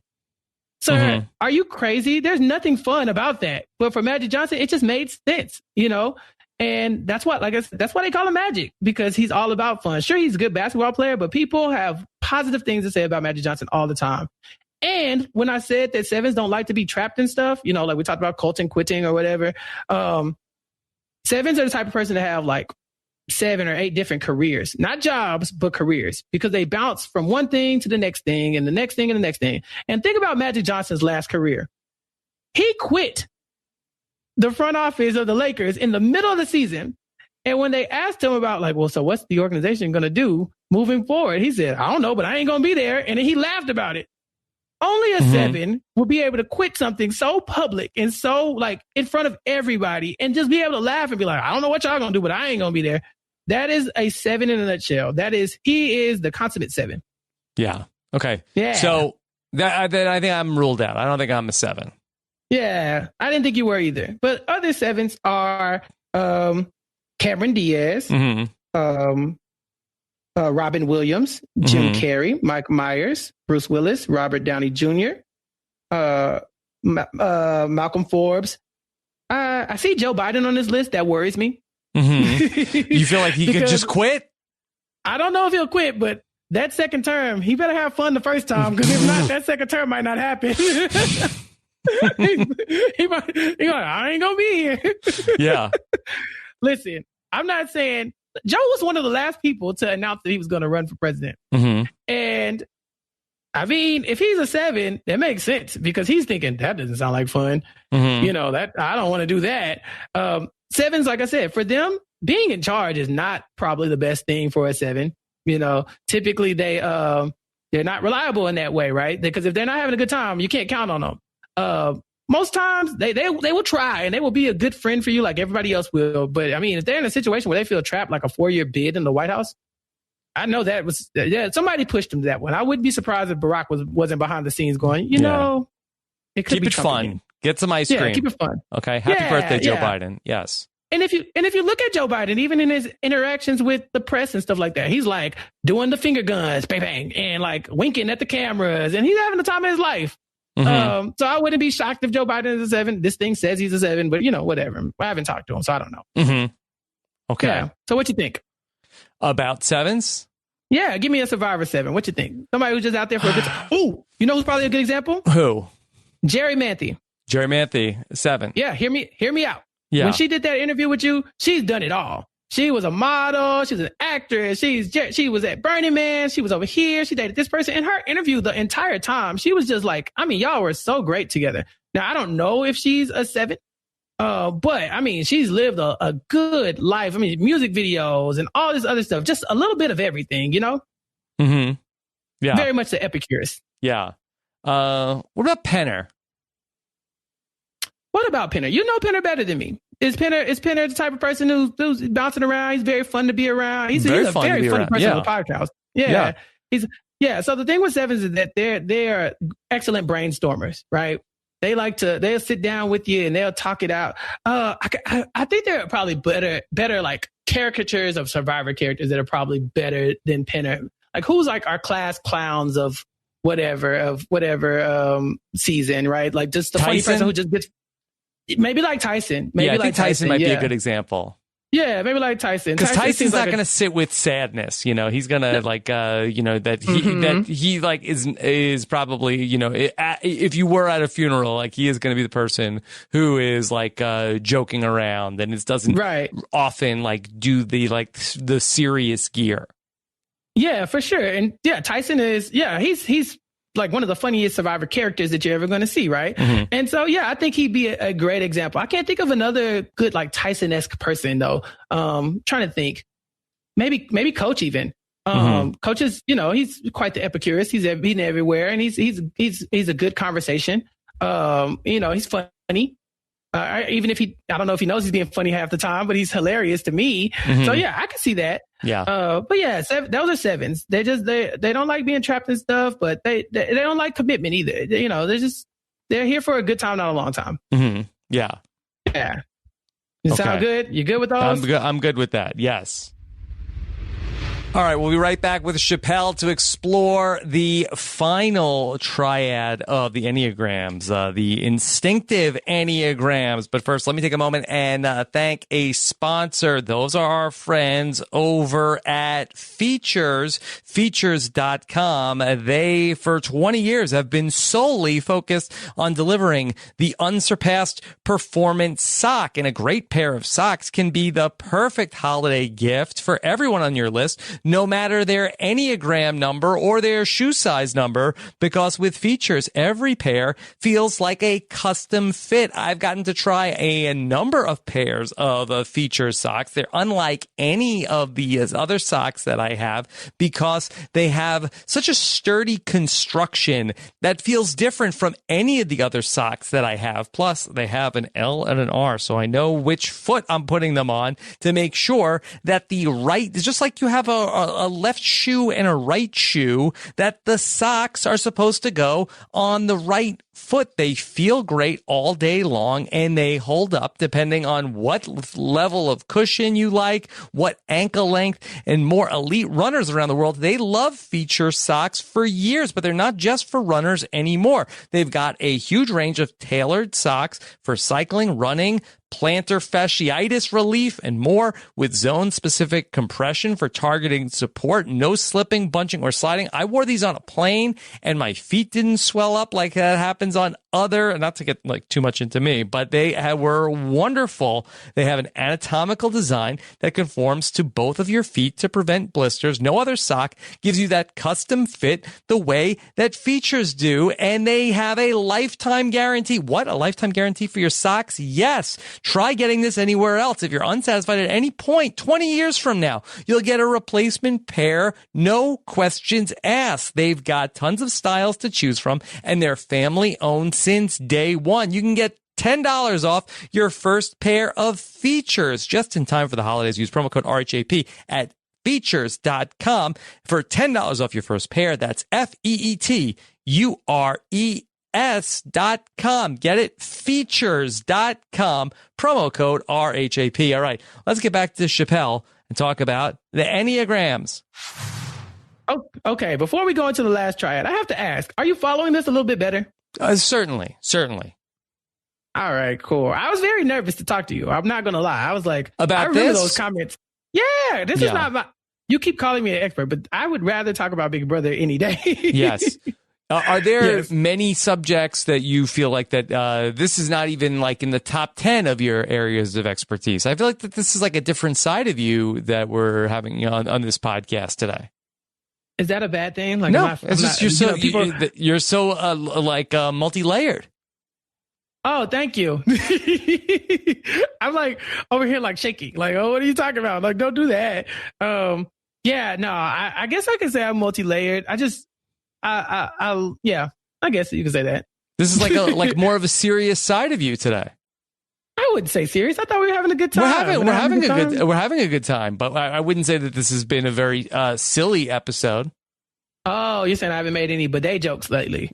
Not too many. I mean, maybe okay. there was still a whole triad to get through. Hey, you want to hear something real serious? Go listen to me talk about Fear the Walking Dead and the world beyond. Mm-hmm. Yeah, post your recaps.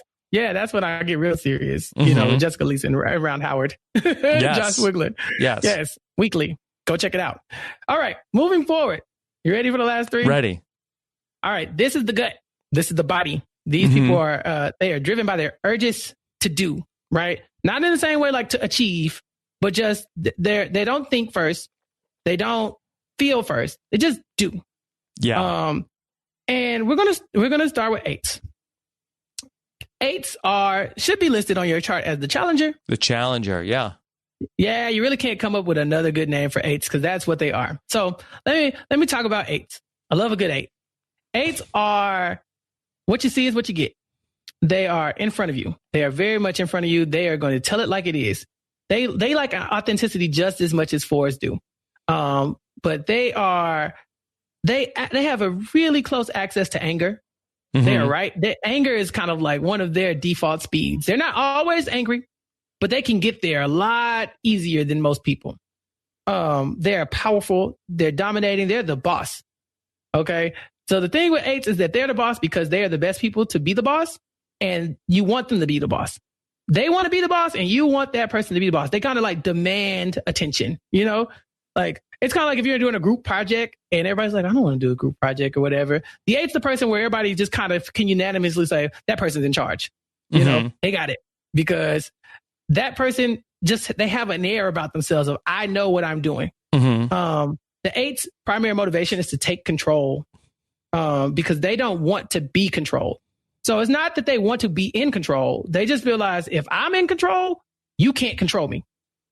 And so 8's are, like I said, they're outspoken. They say what they mean what they say. And I like talking about 8's because 8's are, for men, 8's are like looked at as just powerful figures, right? Even at young men, you know, like in school, they're the person that people admire. But 8's, being a female 8, like a woman 8, is tough because at young times in life, society doesn't look at those traits as positive traits in women, right? Yeah. So imagine being like a 16-year-old girl who's just sure of herself, right? And she's in class and the teacher says something like, you know, a little, something offensive, you know, whereas the rest of the class might be quiet. This young lady's going to stand up and say, oh no, that's a horrible thing you just said. You're a jerk. And mean it, you know? And everybody might have been thinking it, but oh my God, did this 16-year-old girl just call me a jerk? You know? And whereas society might look at a young man like that, like, look at him. He's got a mind for, you know, he's going to be good in the business room, you know, in the business world or in the, you know, boardroom. Like they look at her and be like, oh my gosh, she's such a bitch. And that's horrible, right? Because she didn't choose to be an 8. Life happened. And that's the life that's the card she was dealt. And that's what it led her to be. And so they grow up in situations where they are misunderstood. But by the time they're grown, they are the person in charge, just like a male 8 would be. One of the best depictions of an 8 is our current president, Donald Trump. Donald Trump is here for the fight. They call 8s the challengers for a reason. They are here to fight. They will fight for a cause. They like the underdog. They like finding out who is the disenfranchised person. And since they won't fight for themselves, I will fight for them. They don't value weakness at all. They don't see it, you know? So if you're coming at them weak, you won't register on their radar. They just they blow you off. They want to be met head on because that's how they would meet you. So 8s, while they are powerful and resourceful and straight talking and decisive, sometimes they can be very abrasive. And we see that in Donald Trump. Not to make this political at all, but Donald Trump is somebody who's going to say what he's going to say, and you don't have to deal with it. And if you don't like it, fine. But I said it. They're predictable. That you always know what they're going to do. You always know what an 8 is going to do. Now, don't get me wrong. In a situation where an 8 needs to be quiet, they can. Again, we're all whole people. We have like this is not a remote control that's going to make you act the way all the time. You can be self-aware and you can grow and you can learn these things about you and then say, okay, well, I know this is about me. Maybe I need to turn down a little bit. Yeah. I'm sure Donald Trump has probably not said a lot more than he would like to have said. I'll put it like that. There's probably things that he's been keeping in the chamber that he's been dying to say that people have been saying, no, you know, don't do that. And so And I don't want to paint eights in a negative light because, like I said, they're great for business. They're great for if you need somebody to fight with you. The person who, if you get cut in line, somebody hops in front of you, he's like, hey, buddy, get in the back of the line. They're not going to just stand over there and be walked over because they don't want to be walked over. Yeah. At their best, they can use that strength that they have to improve other people's lives. And then at their worst, they can be, your worst nightmare if they want to. Yeah. But yeah, that's eights. They don't want to be controlled by other people, so they take control. Chappell, can you tell me the difference between an 8, who we're talking about is somebody who is like a very take charge personality, who's like looking for a fight, and a 3 who is going to stop at nothing to win? Okay, because a 3, not only do they want to win, but they want to be admired, right? So winning equals admiration for them. And so it's not about the fight. It's about you like me. And so 8s and 3s get themselves mixed up all the time because they both are very active, both very aggressive in what they want. They know how to go out and get it. The thing is, a 3 will be in a room with a bunch of people and say, I'm not going to say that. That's offensive. And an 8 is going to have said it and meant it and stood in it. And everybody might gasp and say, why would you say that? And they're going to be looking at you like, well, I don't understand. What's the problem? They're straight shooters. 3s are not necessarily straight shooters. They're not authentic. Remember, that's the weakness of the 3, is that they're putting on airs. They're trying to show you, like, look how great I am. Where 8 is saying, no, this is me. Who are you? And so it's a very different struggle. So think Lisa Whelchel versus Donald Trump. Lisa Whelchel is not going to say the thing, right? She's not. She's nice. She's the nice Christian lady, as Malcolm called her. Donald Trump is going to say the thing every time. And you're just going to have to deal with it. And not to pick on Donald Trump. There are other good 8s. Martin Luther King Jr. is an 8. Because again, he is straight talking. He's going to say the thing. If he feels like you are saying something that's offensive, he's going to say the thing. He's also fighting for the underdog in his way. Barbara Walters, another a good female 8, a woman 8. She people who work with Barbara Walters don't come away from Barbara Walters saying such great things about her all the time. Those people on The View sound like they're under duress a lot. Wow. And they do. I've seen people say the things. We've heard the backstage arguments, and if you haven't, Google them. But Barbara Walters is going to say what she's going to say. Another good example is Toni Morrison, the poet, writer, laureate. She civil rights activist. Toni Morrison was asked in an interview, like, how come you don't write about white people? And whereas a 3 might say, well, that's not really something that I'm into, or I really just want to tell Black stories right now. Toni Morrison looked at that reporter and basically said, and I'm paraphrasing because I can't remember the exact quote, but do you understand how amazingly racist that is? She called this lady racist for asking her a question. And although it might be a race-related question, and it might even come off racist, it might be racist. Did you have to say that? But at least they don't think twice about it. It's just their default, Yeah. So we got some other 8s on this list. Serena Williams, Sean Connery, Paul Newman, Clint Eastwood, Tommy Lee Jones, Rosie O'Donnell, Alec Baldwin, Roseanne Barr. Yeah, these are people who are, they're not hiding in any room. They're the person who they're in the room and you're going to know it, right? Yeah. It's like a lot of 8s are fighting with other 8s. Yeah, I think you can't put too many of them in, there can only be one boss. And I think a lot of times you put them in charge, you put them in the same room, and you're going to get some heat. A lot of 8s on social media, I feel like. No, I think social media empowers people to be more outspoken. Yeah, I think that's a different thing. You might say something on social media and be able to step away from it.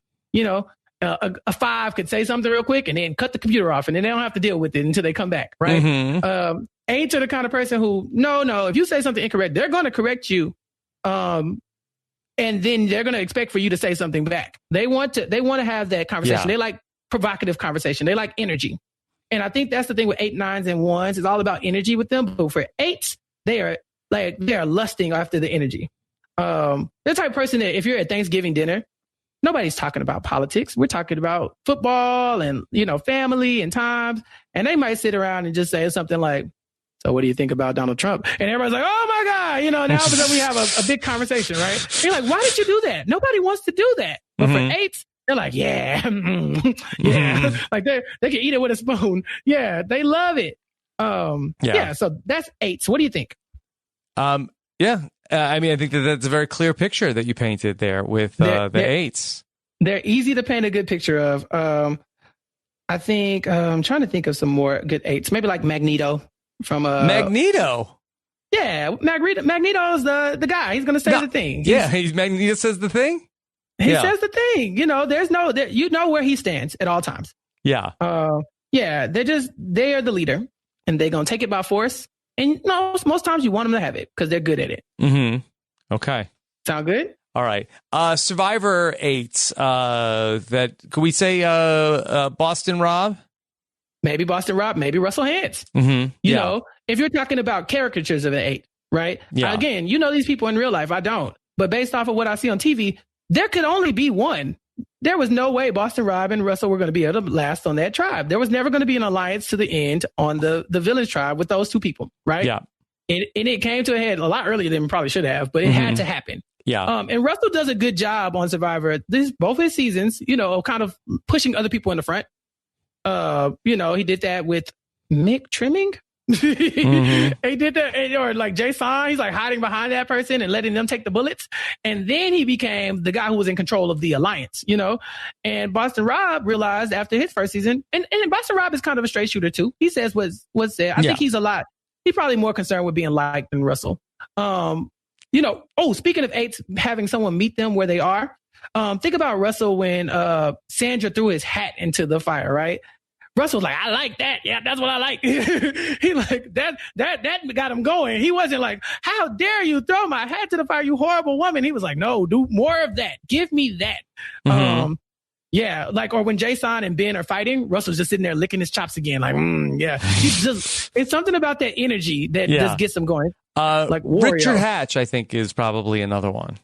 Probably. I've never heard him mince words. And I didn't think he was too interested in being well liked either. I think he realized, he saw the game for what it was, and he made some calculated choices, and then he led his alliance, and they let him. Rudy might even be an 8. He's kind of outspoken, his own way.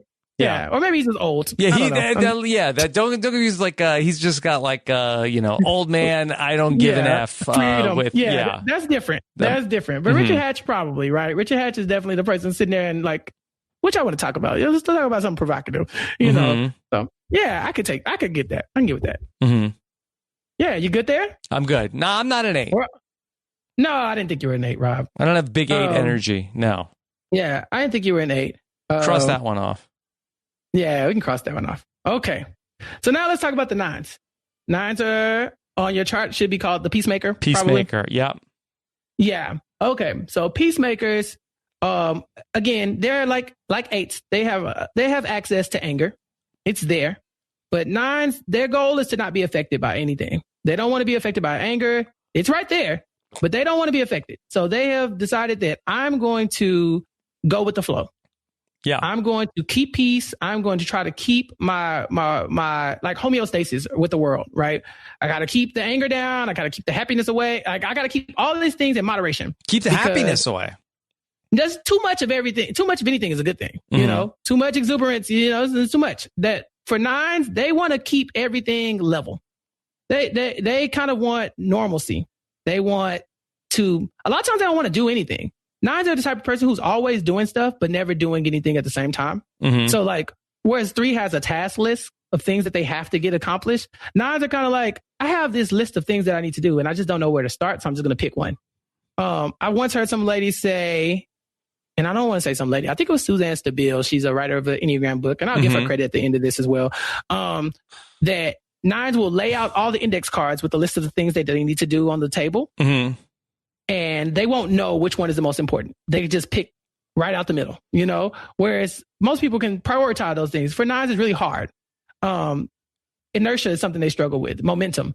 They kind of like, if they will stay in the same place until they have to. And then when they move, they will move, and then they go back to trying to remain still. They're not doers, even though like we all have things to do. But for a 9, they'd rather just not be affected by stuff, honestly. Which is why they call it the peacekeeper. Because while there's so much conflict and so much things going on, a 9 would just rather be in their own space and not have to deal with any of that.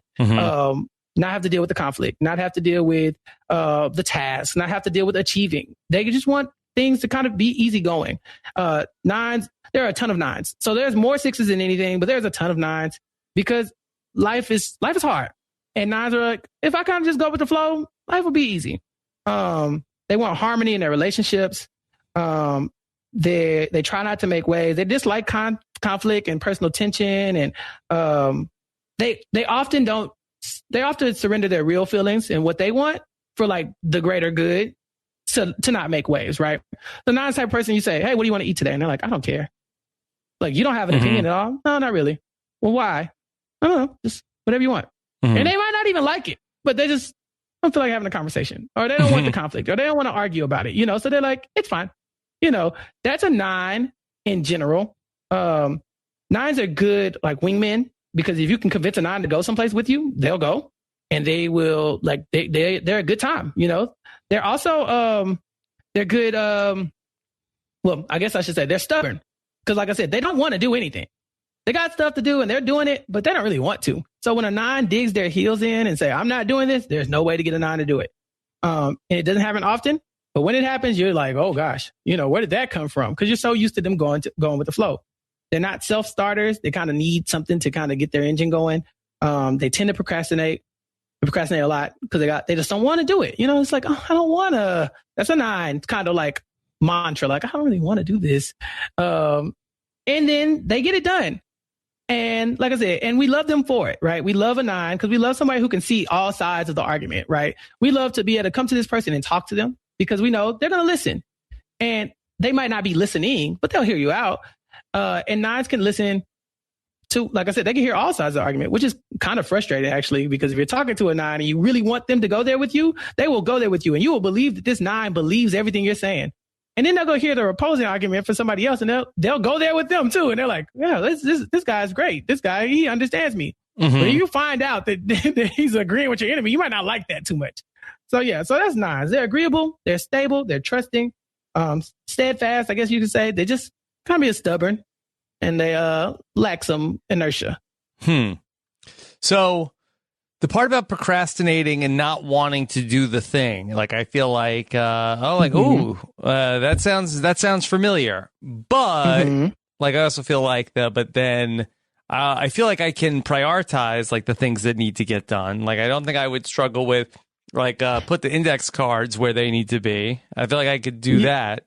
So and I feel like a lot of times I have to be a self-starter, even though I don't always want to. So I don't know. This thing's here. Do you not always want to? Depends on the day. The thing. You have to self-start, right? You have to. We all do. Yeah. But for you, is it tough to do that? For nines, it's particularly tough to just get to do the things, right? The things we know they got to do. For nines, I like to ask the questions like, will you do almost anything to avoid conflict? Rob? Sometimes, yeah. Okay. And you said depends with who. Yeah. Who are you trying to have conflict with, Rob? Now, who am I trying to avoid conflict with? Yeah. I mean, do you have conflict with people? I mean, I'm married. I mean, do you have conflict with people outside of your marriage? Occasionally, yeah. Occasionally, but you don't love it. I don't like it. Yeah. Yeah. Eights love it. Hey, I'm not an eight. Yeah. We never ruled that out. Yeah. Do you ever get lost doing trivial things, like while you have like really important stuff to do, but you're just like doing stuff that has nothing to do with, with what you have going on? Sometimes that can happen. Yeah. Sometimes. Yeah. Okay. Are you generally happy to go along with what other people's have going on, like as opposed to like creating like the agenda for the group? Depends. Like if you and I were trying to decide what we were going to do today, are you generally okay with me just kind of taking the reins on that, or do you have like a plan? I don't know if I have a plan, but I definitely would have like a whole list of things I don't want to do. Oh yeah, that's fine. That's nine-ish. Yeah. Do people often want you to be more decisive? Yeah, I'd say so. Yeah. I'd agree with that. Sometimes you ask me things, Rob, and I'm like, just you tell me to do it, and I'm fine. Just pick. Yeah. I think you asked me about StreamYard, and I was like, Rob, this is your wheelhouse. If you tell me to do it, I got you. You know? Let's see. Do you often choose the path of least resistance? I will say that, a lot of times, yeah. Do others see you as more peaceful than you really are? Probably. Okay. I mean, Rob, we're getting a lot of yeses here. These are 9 questions, you know? You have a hard time getting started, but once you do, you're really able to get a lot of stuff done. Yeah, I think so. Momentum is a big thing. I feel like it was easier before I had kids, and also easier before my kids didn't go to school all day. Yeah.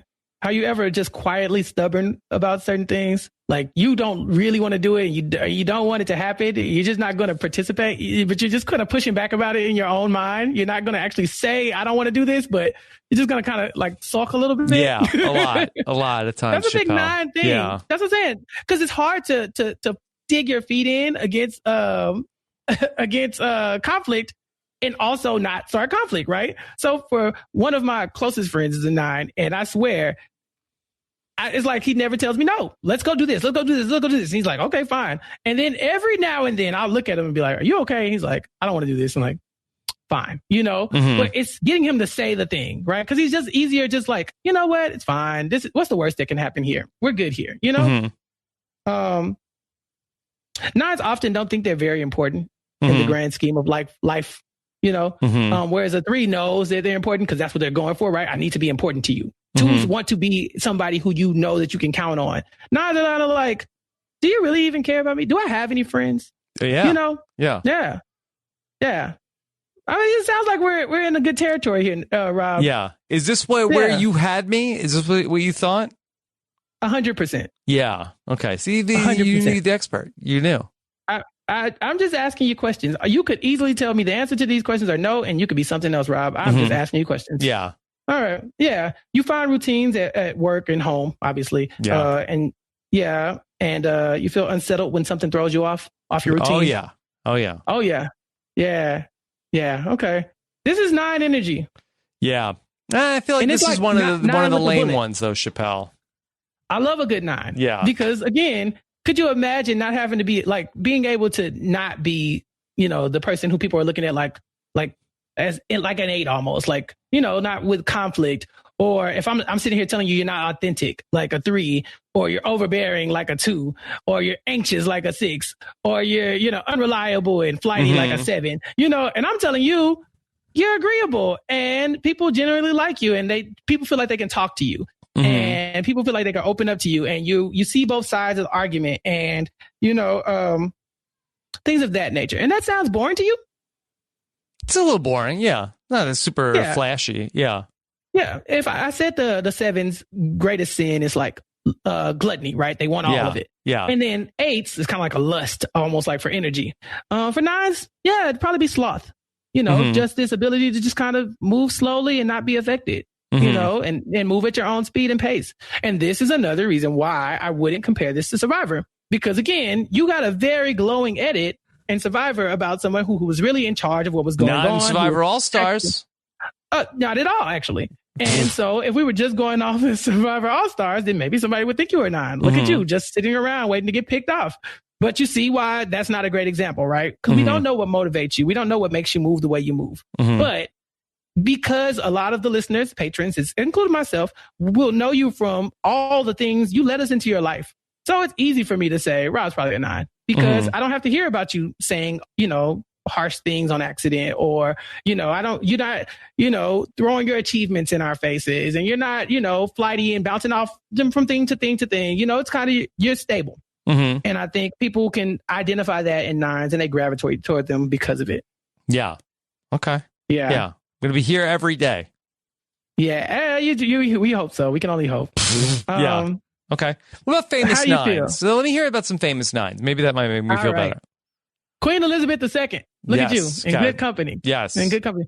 Bob Crowley could be a 9, Rob. I'm just saying. Okay. No, I'm just saying. I'm not saying he is, but, you know, whatever. I wouldn't be shocked. There's a lot of 9s. Oh, get this. Whoopi Goldberg is a 9. Oh, and we love Whoopi. We stand Whoopi. Yeah. She won me $20 this week. Yeah. Exactly. She tweeted. I pay attention. Think about Whoopi. Whoopi is on the View panel where they have all of these intense conversations, and she has been the moderator for like 15 years. Yeah. Yeah. And it's because she's able to keep the peace, or at least be able to keep the show moving. She's in the middle of all of these extreme opinions, and Whoopi can talk about them all. Yeah. That's a 9. That's what you guys are good for. Yeah, you could hear something that, well, I don't agree with that, but I'm not gonna lose my mind. Yeah. Like, let's talk about it. Why do you think that? Exactly. Janet Jackson is a 9. Kevin Costner, Annette Bening. Yeah, I'll say. George W. Bush. It's just unlike George H.W. Bush. Yeah, he raised the 6. Who knew? John F. Kennedy Jr. Let's look at some other ones. John Goodman, Matthew Broderick, Tobey Maguire, Zooey Deschanel, Zooey, as some would say. Mm-hmm. I didn't think of George W. Bush as a peacemaker. Some would say, this is a job requirement, probably. You got some job demands that make you a little active too. You got a task list. Yeah. Some tasks you can't. Look, I already told you how I feel about Joe Biden. I pray for the guy. He's not gonna. If he's not having a good time, we might look. This second term might be interesting. We'll just see. But yeah, so there. Like I said, we can do whatever. We can. Do you have any more famous? I interrupted you. Any more famous 9s? Oh yeah, we got Tony Bennett, Ringo Starr, Carlos Santana. Oh, the worst Beatle. He technically, yeah. Jack Johnson, George Lucas. You like George Lucas? He's okay. Right? Like his early stuff. Yeah.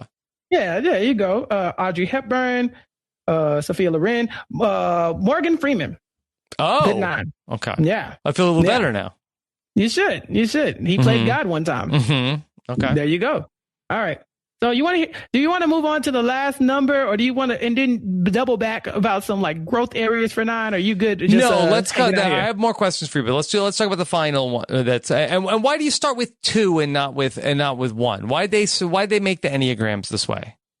Oh, listen, this is an ancient, and that's another thing. The Enneagram goes back way back before Myers and Briggs were both alive. Yeah, this is an ancient art, right? Who made this guy. Some ancient Brazilians or something like that passed it down. And that's another reason why I don't call myself an expert, because there are people who have done the research and I am not one of them. And if you really want to know more about the Enneagram, I'm going to plug these nice people who I listen to and read.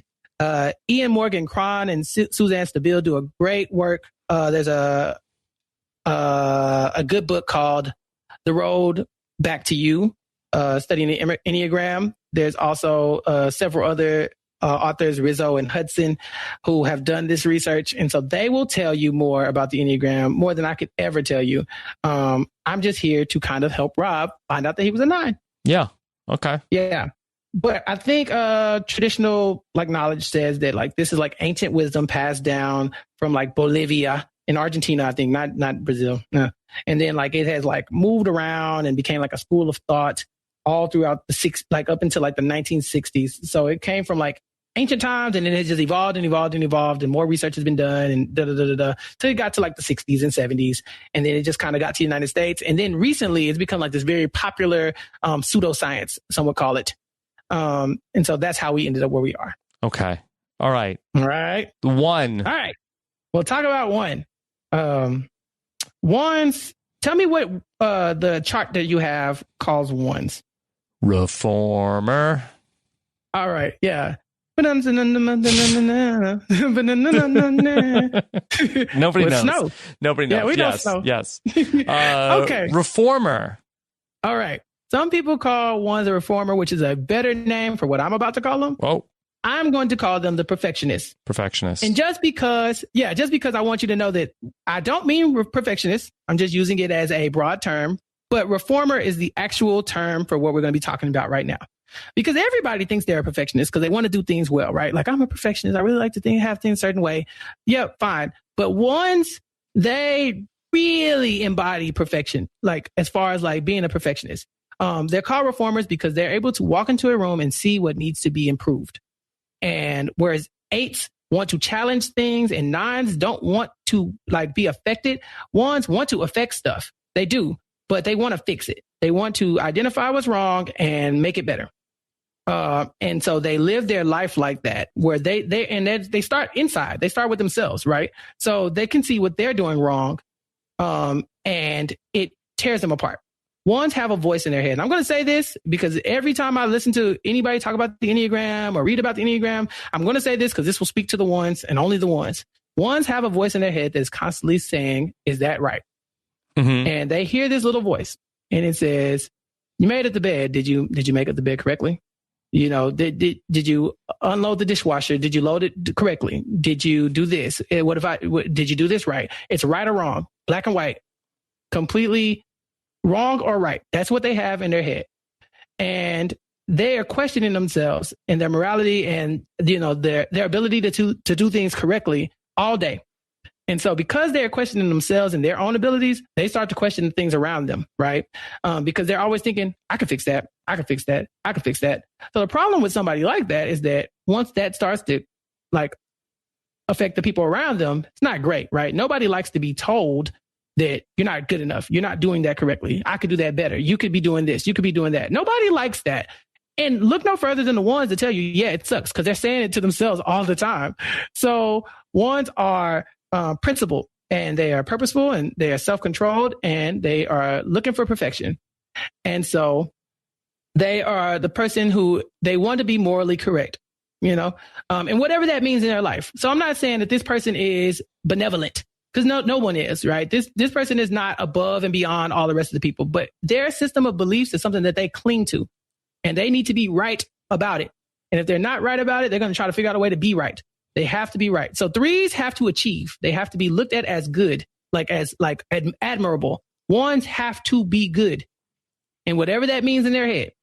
So that they don't really do the gray area. There's no gray area. It's right or it's wrong. They're the type of person that let's go back to the bookshelf analogy, right? Mm-hmm. We talked about, or I guess it was a metaphor, but yeah, we talked about the bookshelf. The fives are going to research it to death and maybe one day get the bookshelf done. Once it's done, it'll probably be great because they've done all the research, right? Eights are going to go and do the bookshelf. They're going to just put it together because it's a bookshelf, and they're supposed. I need to get it done. It's done. Threes are going to build the bookshelf because they need to accomplish it. Knock it off their list of things to do. You ask me for a bookshelf. Here's your bookshelf.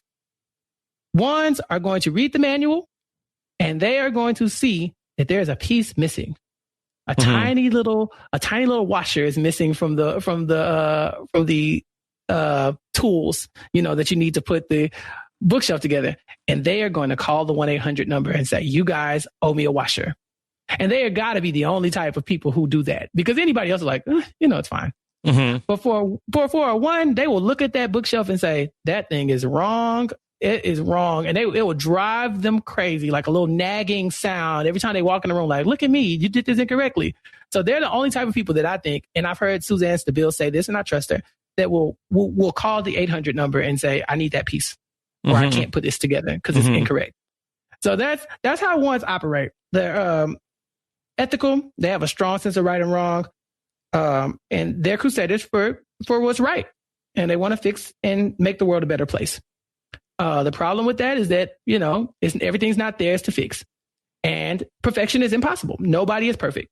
But they are striving for perfection, and it will drive them crazy a lot of times. It is one of those things that, like, if you're constantly questioning yourself like that, how do you get through the day? That sounds exhausting to me, honestly.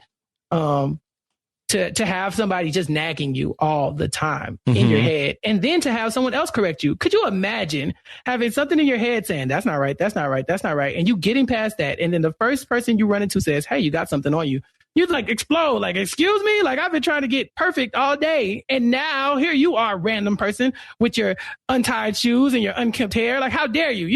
The amount of anger in 8s, 9s, and 1s are incredible. Because, like I said, 9s are not addressing this anger, so it's just building up. And 8s they're just using it, they're wielding it like a sword. But 1s are angry because look at the world. It could be better, and it seems like I'm the only one who cares. And so that's a 1.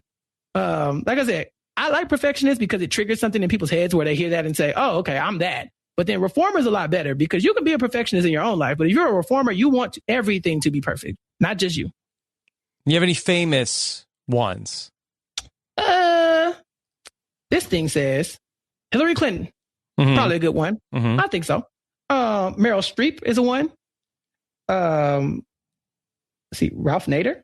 That's interesting. All right. Yeah. Okay, we're getting somewhere. Sandra Day O'Connor. Michelle Obama. Let's see, Pope John Paul II, my favorite pope personally. Let's see. New Helen one Hunt. Is being a wild man. Yeah. I like that guy too, though. Yeah. Tina Fey, Katharine Hepburn, William F. Buckley, George Harrison.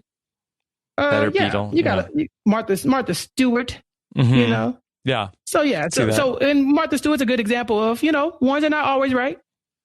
But they strive for it. Get in trouble. Right. Yeah, right. They get in trouble too. Is there a survivor that's out there? Probably let's talk this one out, right? So we want somebody who's rule oriented, who cares about the rules. These have to be a certain way, or or else.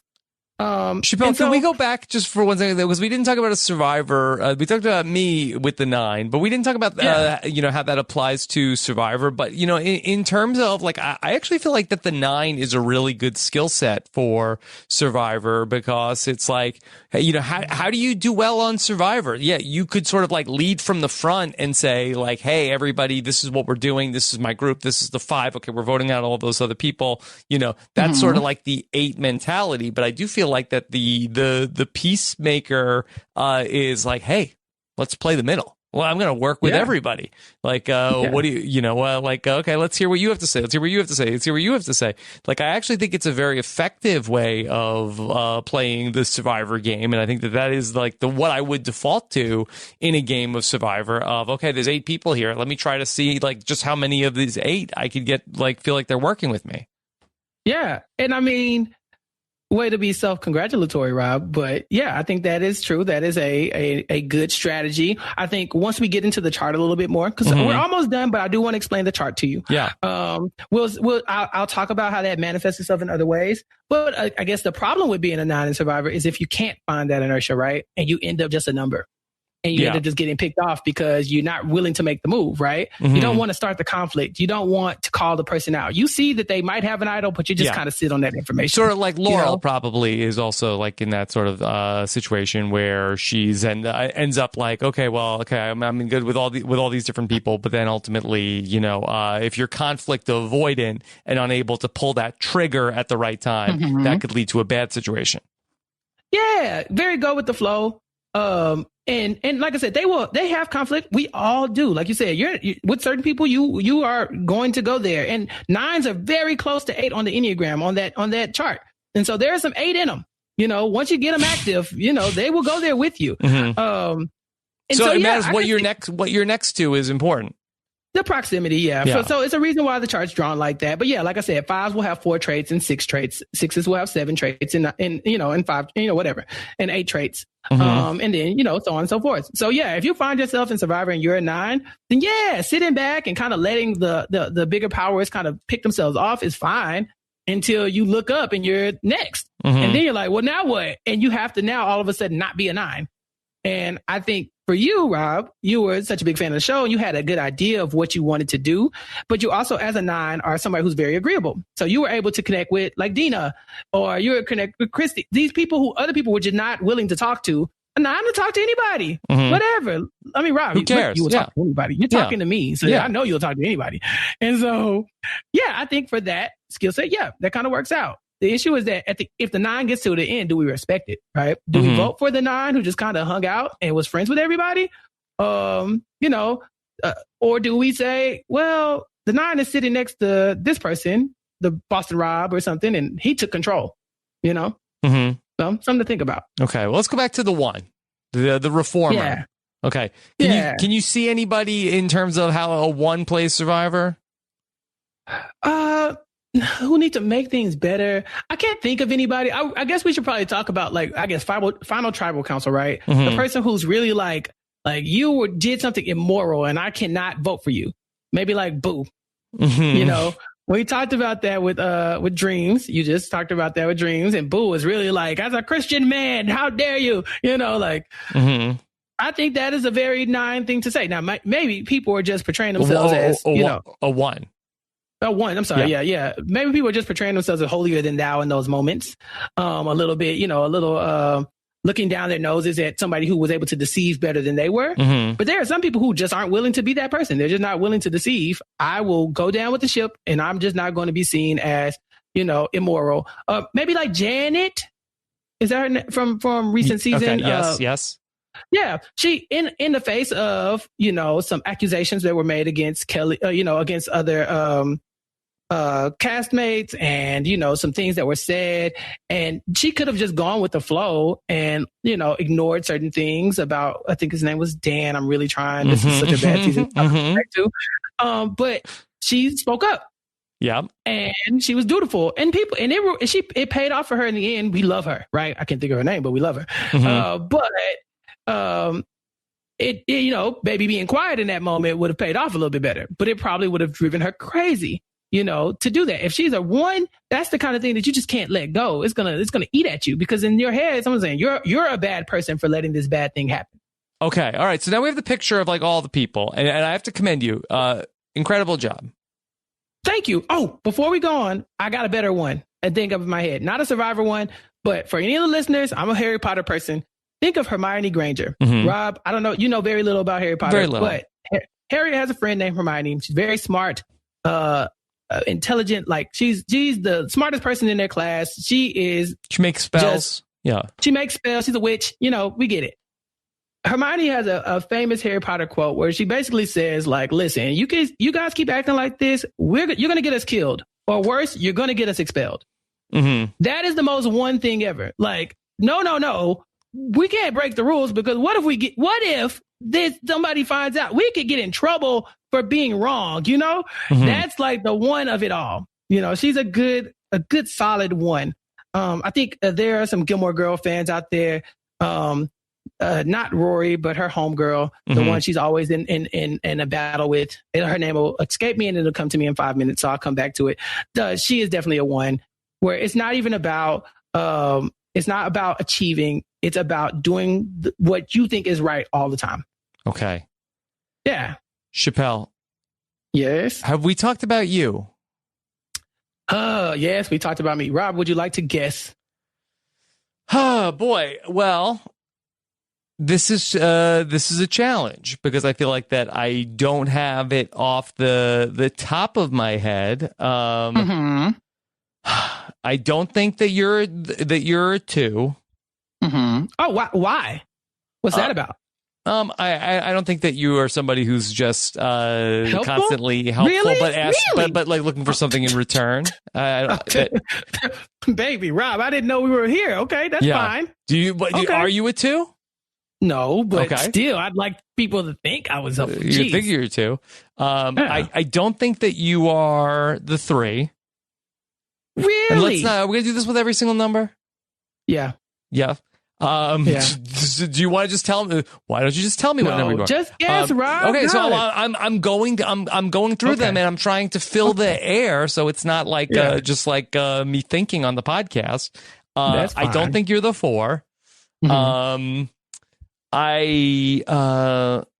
didn't think that you were the 5. There's researching constantly.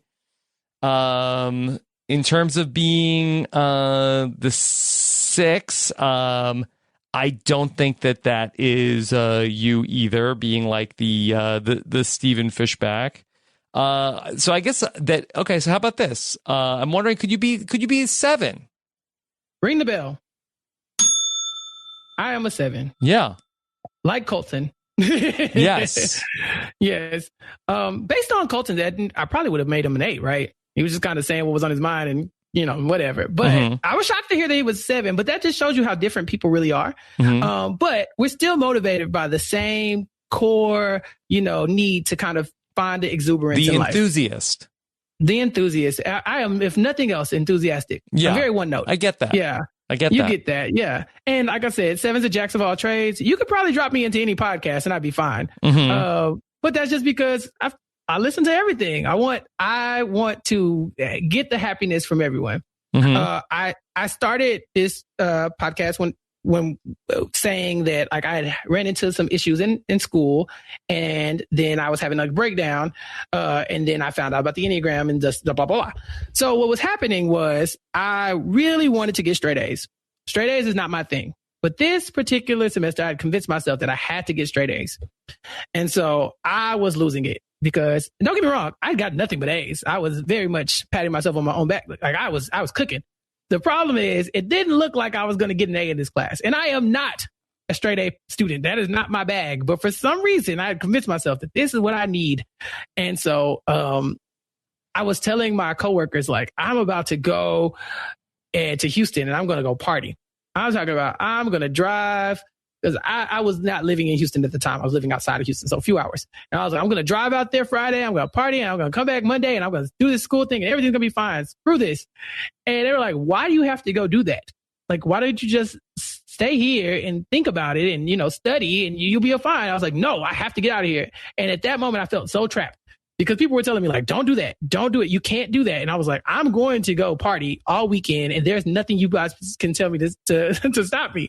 And so I get in the car, and this is after they tell me about the Enneagram podcast. And honestly, I felt very attacked, because I was hearing that, like, I'm unreliable and I'm flighty, and, I don't like connect with emotion, and I don't have real human connection with people because I'm always trying to keep everything, above the surface. Kind of fun. Mm-hmm. And I was like, what, how dare you?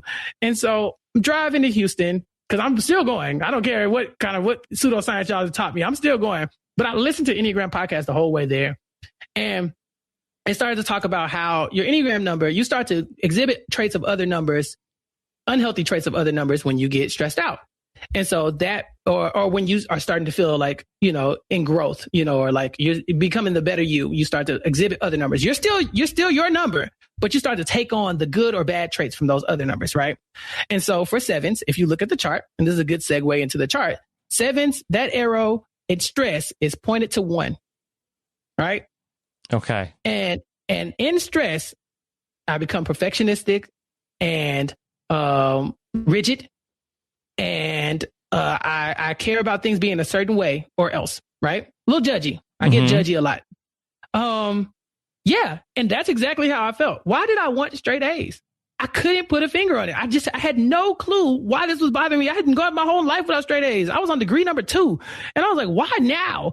And I was just like, why are you acting like this? And I was like, you're just stressed out. You need to come back. Remember things that make you happy. Remember things that make you. This is not your happiness. Is not going to depend on you getting straight A's. And I was able to come out of that. And then that's when I was like, oh man, this is good. This is good. Because whenever I start acting like that, I can now identify that as some harmful behavior, right? Where I get super rigid and judgy and kind of, the harmful parts of 1. And so at my best, according to your chart, 7s start to look like 5s. And we become less scattered and more focused on researching and knowing, the right, knowing what's, filling our head with knowledge as opposed to filling our head with experiences in life. And so for me, that 5ness comes out in my, deep wells of knowledge for these random things that I like, right? Yes. Like where I can just sit down and just dive into, like, tell you anything about your podcast from episodes that I haven't seen in 20 years, right? Or anything, from about television shows. This is why I'm a good 7, is because of the 5, right? The connection to 5. And so that's how the chart works. So not only do I have traits from 6, I'm in the middle of 6 and 8, so I can be abrasive. Yes. And I'm going to say, and I can say things. It's not my default, but it's right there. It's right there. So that's why you get a lot of, whoa, why did Chappell say that moments? But I also worry, I have fears like a 6. I get anxious sometimes. I start to question things. I'm not always so sure of myself, but at my best, I start to look like a 5. Okay. I start to get those behaviors within my 7ness, and at my worst, I start to exhibit 1ness. Chappell, this is pretty amazing because this is I think that really my mind is blown on in terms of this, because I'm looking at the chart and I'm wondering, like, what are the lines? What do the lines mean with the connection? Because it's like the gif of, like, It's Always Sunny with, like, the conspiracy theory and all the lines connected to one another, but. So that there's basically like two sides. So if you're stressed, you can determine you're going one way. I'm exhibiting these negative traits I don't like. But if I'm not, if I'm in the right mindset, I'm going towards these positive traits, and I see that there's like arrows that point the right way. But how do you know that? I see the lines, but how do you know which arrow points to which number? How do you know, like, is it always the number to the left is negative? No, I think depending on the chart you're looking at. So most charts have arrows. Some of them have lines. Try to choose a different chart if you're on Google. Yeah. There's arrows.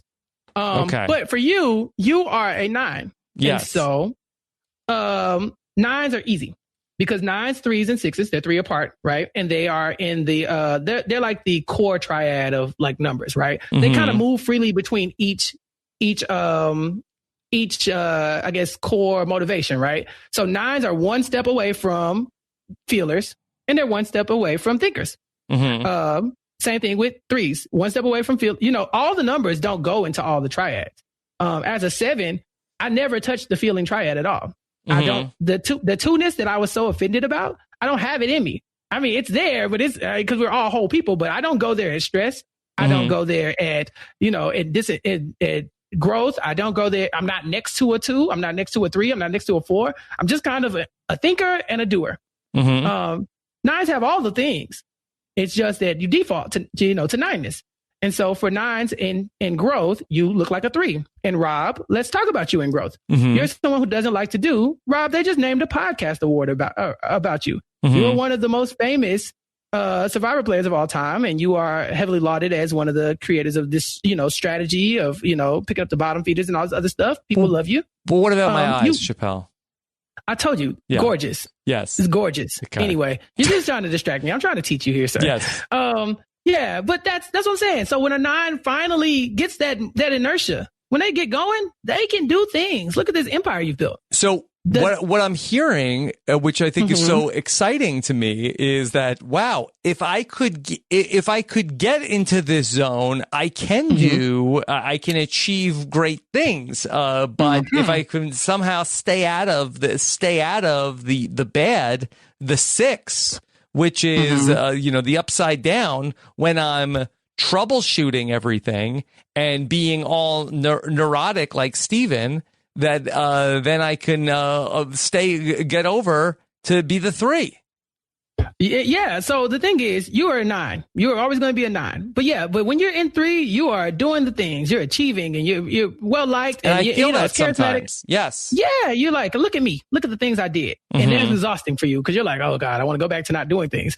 But when you get stressed out, you start to pick up those 6 behaviors, but that is still a part of you, right? So you can't avoid being stressed out and being anxious about things, but that's why you're good at what you do, right? That anxiety is like troubleshooting. If I've seen you stressed, Rob. I want to say one of the know-it-alls, you were trying to put some stuff together. You weren't getting like the sound or whatever. It was a whole... mostly. Yeah, that's like every single one of them. Yeah. Yeah, pretty much. But at that moment, you have to go and do the 6 thing, right? You have to troubleshoot, and then you have to rise to the occasion, and then boom, now you're at 3, and everybody's like fawning over this thing that you did. And then boom, you go back to 9 and you're home, and you like turn off everything, and you go back to doing you, the natural you. So we can't avoid 6. It's just part of you. Okay. And 1 is a part of you too, Rob. So you are good at what you do, and you like rules, and you like having your set of like, things that you do in your routine, because that's how you're able to, I guess that's how you're able to keep from doing extra work, right? Like if you do it the right way, you don't have to keep doing it. And 9s don't like to do, because that's what number is next to mine.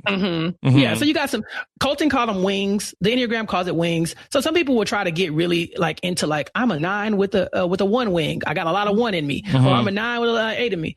In my experience, you kind of move between both of them. I'm a 7 and I got a lot of 8 in me, and I'm probably default to 7 with 8. But the 6 is there, and I can be that person. I am a very good troubleshooter. I like to brainstorm. 7s are good brainstormers, but when I take the time to troubleshoot, I'm pretty good at it. So wings are there, but I don't think you stay in your wing forever. It's one of those things that in parts of your life, you'll need that wing and you'll lean on those traits, but you will always be your number. So when I am sort of like able to realize like, okay, I am exhibiting this behavior. Oh, wait, hold on. What am I stressed about? That I'm able to sort of like correct the behavior, or sort of like learn something about myself because I am exhibiting this. So like, okay, why am I spending like an hour trying to figure out why is this faucet dripping drop every 3 minutes? Right. And is it really that important, right? Is that something that you should really be spending your energy on? 9s, like 5s, have a limited amount of energy, but they don't have like a battery of like, 100% to go down to 10 and it's over. But 9s definitely have a battery life of, this is how much time I'm going to spend doing things, and then I'm not. And that's why I could see some of myself in some of these other numbers, Chappell. Wow, you've blown my mind here today. When we got to 6, you really perked up. And that's when I was like, he's definitely a 9. Because you could see those things and you weren't ready to embrace those because you're like, that's not all me. But Tekashi 6ix9ine. Yeah, basically. Except not a snitch, hopefully. Well, maybe. Depends. Maybe. Yeah, maybe. It depends on the day. But yeah, and just for the listeners who are now, who may be following along, I do want to touch on what those other numbers kind of go to in stress and in integration, I guess. By the way, R.I.P. Chappell's mentions that, I've learned I'm a 4. Oh my God. Yeah. So if you have a strong Enneagram take about this, please just comment on it on Facebook. Jesus, do not tweet me about this. I tweet too much. And I like talking to people. I just told y'all, this is my weakness. Leave me alone. Put it on Facebook and I will comment. I swear, don't blow up my I would think it's somebody who tweets so much that you would want more replies. As a 7, my strength is that I am gluttonous and I live for life and I like people and I like things that make me happy, and tweeting makes me happy and talking to people makes me happy. But like that is my biggest strength, is my biggest weakness.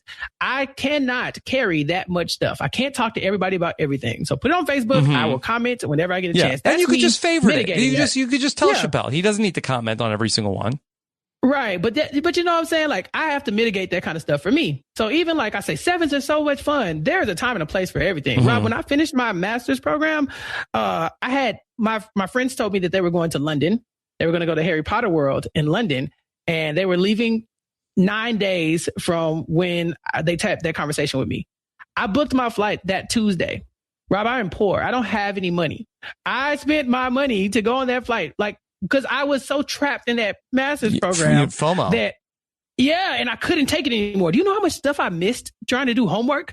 That's insane. So the moment I had a chance, I booked the flight. I spent all my money, went to London, had time of my life, but then I came back and I was poor, and Christmas was around the corner, and I was like, Jesus Christ, what am I going to do to buy gifts? And what am I going to do? And I don't get paid until the, So for me, being a 7, I have to mitigate that too. And so one of my ways of mitigating that is going to say, hey, if you hear about this and you tweet me, just say you liked it. But if you have any intense Enneagram questions, please email Rob. No intense questions. I love the mentions. I love looking at my it's because it's a great way to help me procrastinate when I'm stressed. Just to continue to just refresh Twitter nonstop, which I've been doing a lot of late. But I don't want to reply to a bunch of stuff. I just want to know I just want to know what you think. I don't necessarily need to comment back.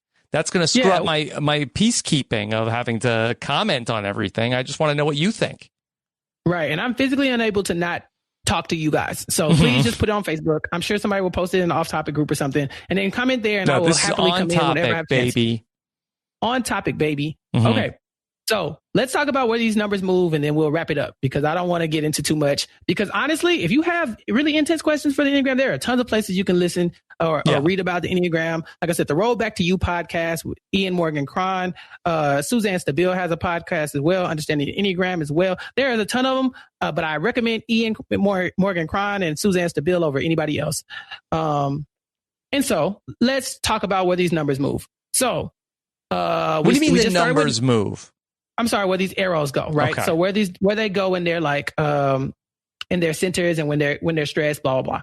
So we know 9 is in the anger triad, and they go to 3 when they're relaxed and they're integrating, and then when they go to stress, they go to 6 when they're stressed out. 1s start acting like 4s when they are at growth, right? Moody. So they're or in touch with their emotions. Yeah. I would say in touch with their emotions, definitely authentic. And not so much worried about being right, but just worrying about being them. And I think that's a lot better. But 1s at their worst, they look like 7s. Remember, 7s at their best. Oh, I'm sorry. 1s at their 1s at their best look like 7s. There it is. Because they start to loosen up, stop thinking about the rules so much, and start thinking about living life and having fun. 1s at their worst, they go to 4, and they become like you said, moody. But definitely kind of like self-absorbed, and start thinking about less about being right, and kind of like, why am I like this? Why, like, they start to feel like they're missing out on life because of the little voice in their head that's saying you're not doing this right.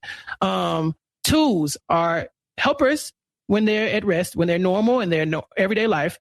But when they are stressed out, they become 8s and they start using their 2ness for evil. They're normally like, overbearing in a good way, but they become 8s and they get combative and controlling. They want to control things instead of just help things, Control things with their giving. Right, with their giving. Like, hey, I brought a casserole to your house the other day, Chappell, and now you owe me. Right. Why haven't you answered my phone call? That kind of thing. Which I didn't ask you to bring a casserole to my house. That doesn't make us tied at the hip, and I don't have to be in love with you because of it. But a stressed out 2 might not see it that way. 3s, like 9s, they're connected to 9s and 6s. So 3s will get less performing and more thinking and more in touch with, the consequences of their actions. What if this happens? What if that happens? As opposed to like throwing themselves into any of their tasks. And then of course, when they're stressed out, they become like 9s. Have you ever been trying to do something so hard that you just want this to happen so bad that you finally just have to step away from it? That's how 3s are when they get stressed out. Like, if I can't do my way through this, I just have to, I'm done. I'm going to sleep, and then they recharge and they come back from it. They're less stressed out. Then they can tackle life, but you can't just, will your way through life like a 3 wants to sometimes. 4s are romantics. Normally, like I said, they're so engulfed in themselves internally. But when they are at health, they start looking like a 1, and they start using their powers for good as well. But when they're stressed out, they start looking like 2s. And so they just have to be aware that they're starting to, not be themselves, Same thing with 5s. 5s will go to 8. So when 5s have gathered enough knowledge, like I said, they're hoarding knowledge. Now they can go out and do the things, right? Because I got the power. Like, there's nothing worse than arguing with somebody who knows that they're right. Because even if you feel very strongly about something, oh gosh, a 5 who's done the research. Do your research. Yeah. Right. Maybe Chester. Alexander Chester has a lot of charts. Maybe he's a 5. Who knows? I don't know about his social battery or how he interacts with people, but I know he got a lot of charts. Yeah. But yeah, when he finally steps out, he's like, I know the answer. I'm in control. Same thing with 5s in stress. They start looking like 7s. They stop thinking as much and they start doing, but recklessly, the bad part of 7. 6s up to 9, stressed out to 3. And then 7s, of course, stressed out to 1s. And then, at their best, they start looking like 5s, start doing less and thinking more.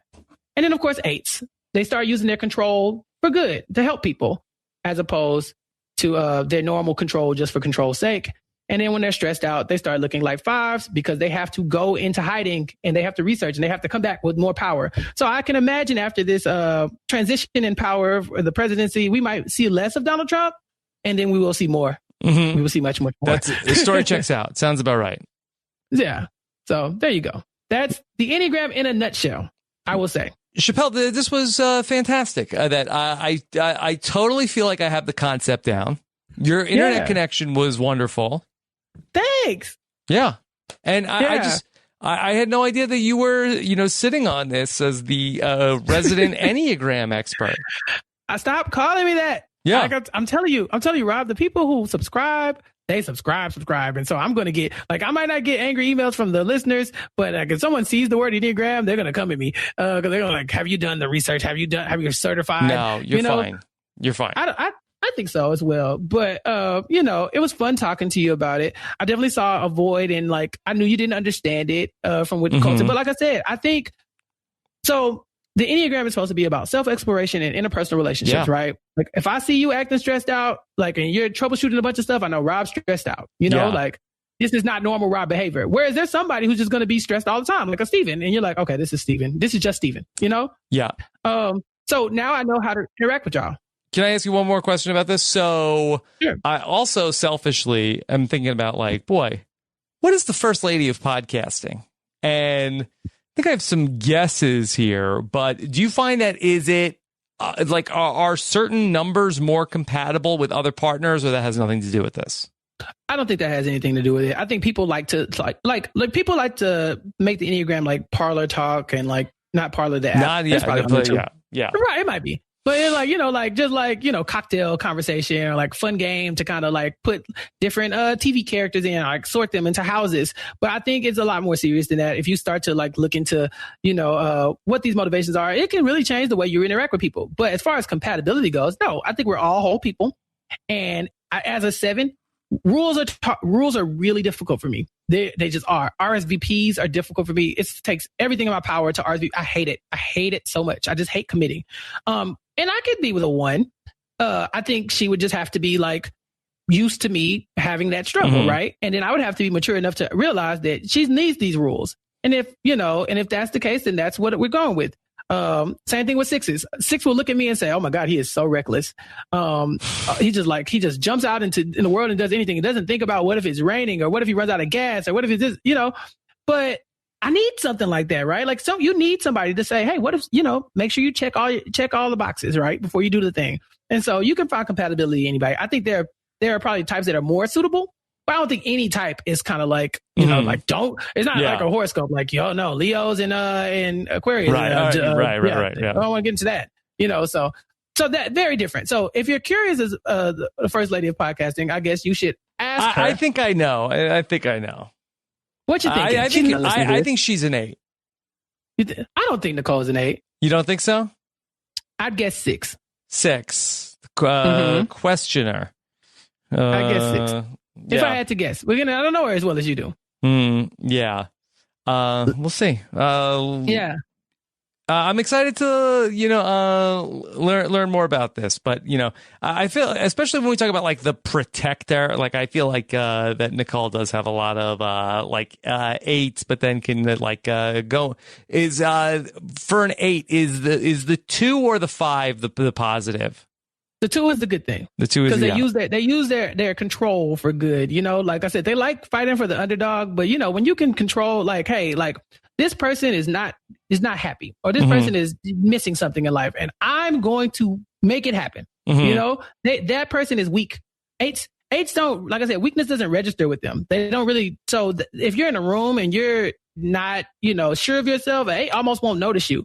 And so if they do notice you and they feel like this is their project, then they're gonna make it happen. They will will it into existence. And I think it can manifest itself as a 2. Yeah. Okay. Yeah. All right. There is an Enneagram quiz. I know some people like quizzes, and I know like I said, the 5s are cross-referencing everything I'm saying anyway. So I guess I can send you when we get off the air something fine, like a little quick quiz. But I will say this: a quiz cannot tell you your motivations. If you read through the numbers like Rob just did, then you will hear the one that speaks to you. And if you have more questions about it, you can read into it. There, like I said, there are a ton of podcasts. But yeah, I would always suggest doing the research on your own and kind of just thinking about your life and the choices you make and why you make them. I know exactly why I'm a 7. And I think a lot of the Enneagram, like I said, is tied to trauma. And if you can look back and find out, like, what's making you like this? Like, what's making Chappell run from everything and just live life on, to the fullest, to not have to sit in, horrible, sadness and stuff like that? Why are you dealing with that in that way? Then that's how you figure out your number. You don't just take a quiz and let somebody else tell you about you. You know you better than I do. All right.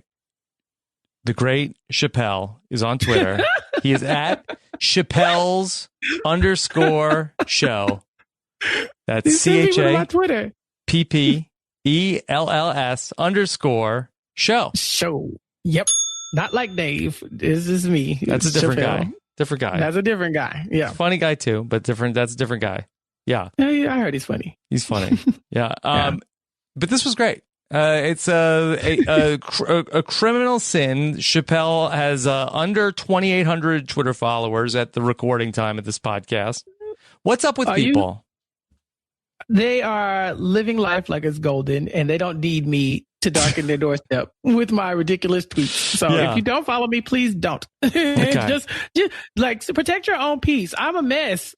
Don't do it. You're a prolific tweeter. And then what's next for you, Chappell? What are you doing the rest of this weekend? I don't have anything planned this weekend. I'm probably just gonna work. I like it's COVID, so I just like work at my leisure. And then I'll be watching The Walking Dead, Fear the Walking Dead, and Walking Dead World Beyond, where I will be podcasting with Jessica Leese and Josh Wiggler every week on post show recaps. So check that out. I think this is the finale, mid-season finale of Fear the Walking Dead, and so I'll be doing that. And other than that, nope, I'll just be hanging out, waiting for Rob to call me. Okay. What else do you want to talk about? Like what else are you sitting on? And I feel like that you're sort of like oh, I guess I could talk about like this Enneagram thing, and then it turns out you like do everything. Like what else are you sitting? Like how many degrees do you have? That's personal. 3.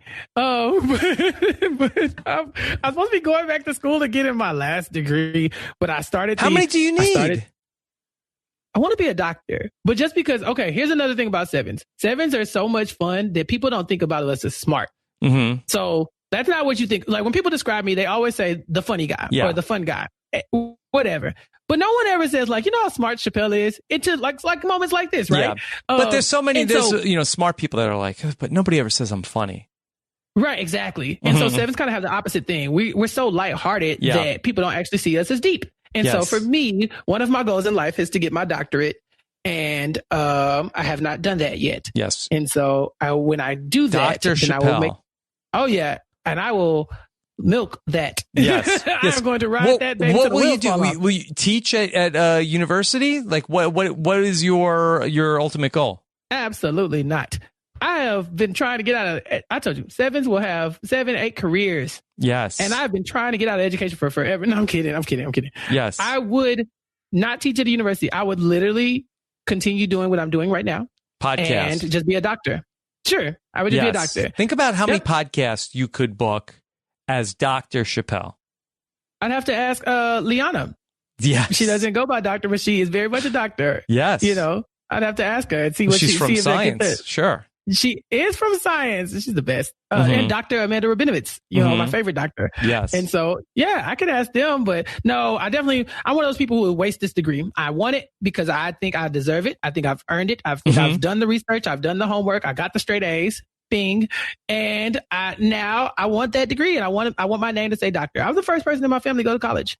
And so I feel like I have a weight to kind of carry, and lead the legacy. Like, who's going to be the first doctor if not me? So that's what I want to do. Yeah. Well, that's a really amazing. I feel that we are so blessed that we found you. Cut this out. Are we cutting this out? We're editing this out. Why are you so uncomfortable with if anybody gives you a compliment? What part of that number is that?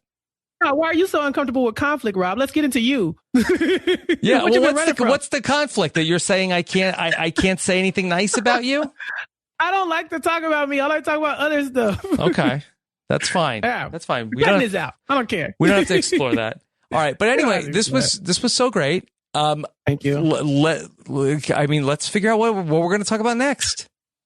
Someone did Josh tell you about the hospital? The hospital? No. Josh is in the hospital? No, Josh isn't in the hospital, but it's goofy. Just don't let the Walking Dead thing?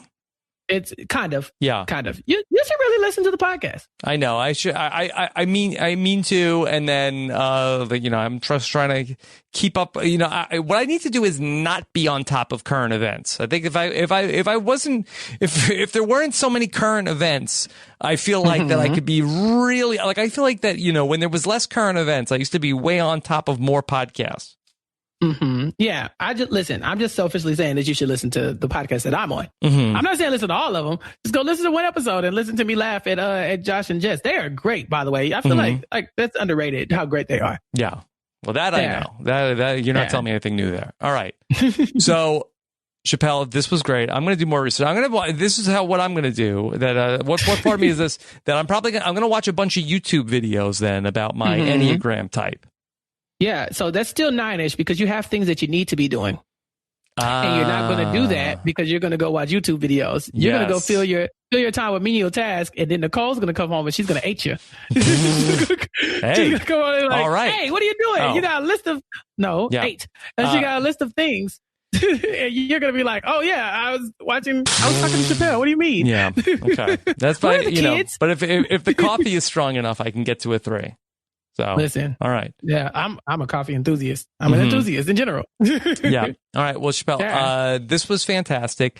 thank you so much. Yeah, if you want to be posting in that Facebook comment thread with Chappell, you can get a hold of that. Go to robisawebsite.com/patron. Chappell, thank you so much. Follow him on Twitter and Instagram and let him know. Chappell, I do have to say that I follow you on Instagram. I thought you had a real thirst trap post on your Instagram story the other day. On Founders Day. Rob, you told me Happy Founders Day, and I was so surprised, Yes. But I was also like, thank you. That's great. People don't tell me Happy Founders Day enough. I wasn't sure if I was supposed to say Happy Founders Day. That I wasn't sure that it seemed like it was a happy occasion. Yeah, I text Asia, and I told her, I said, Rob told me Happy Founders Day, and she thought it was very funny as well. We had a good laugh. Yeah. Yes, but you're posting shirtless Instagram stories. Oh, yeah, that was for Founders Day, too. Yeah. Okay. Yeah. All right. But don't be sending people to my Instagram looking for thirst traps, because you're not going to get them that much. Okay. All right. Chappell, thank you so much. Thank you so much for listening. Take care, everybody. Have a good one. Bye. Bye.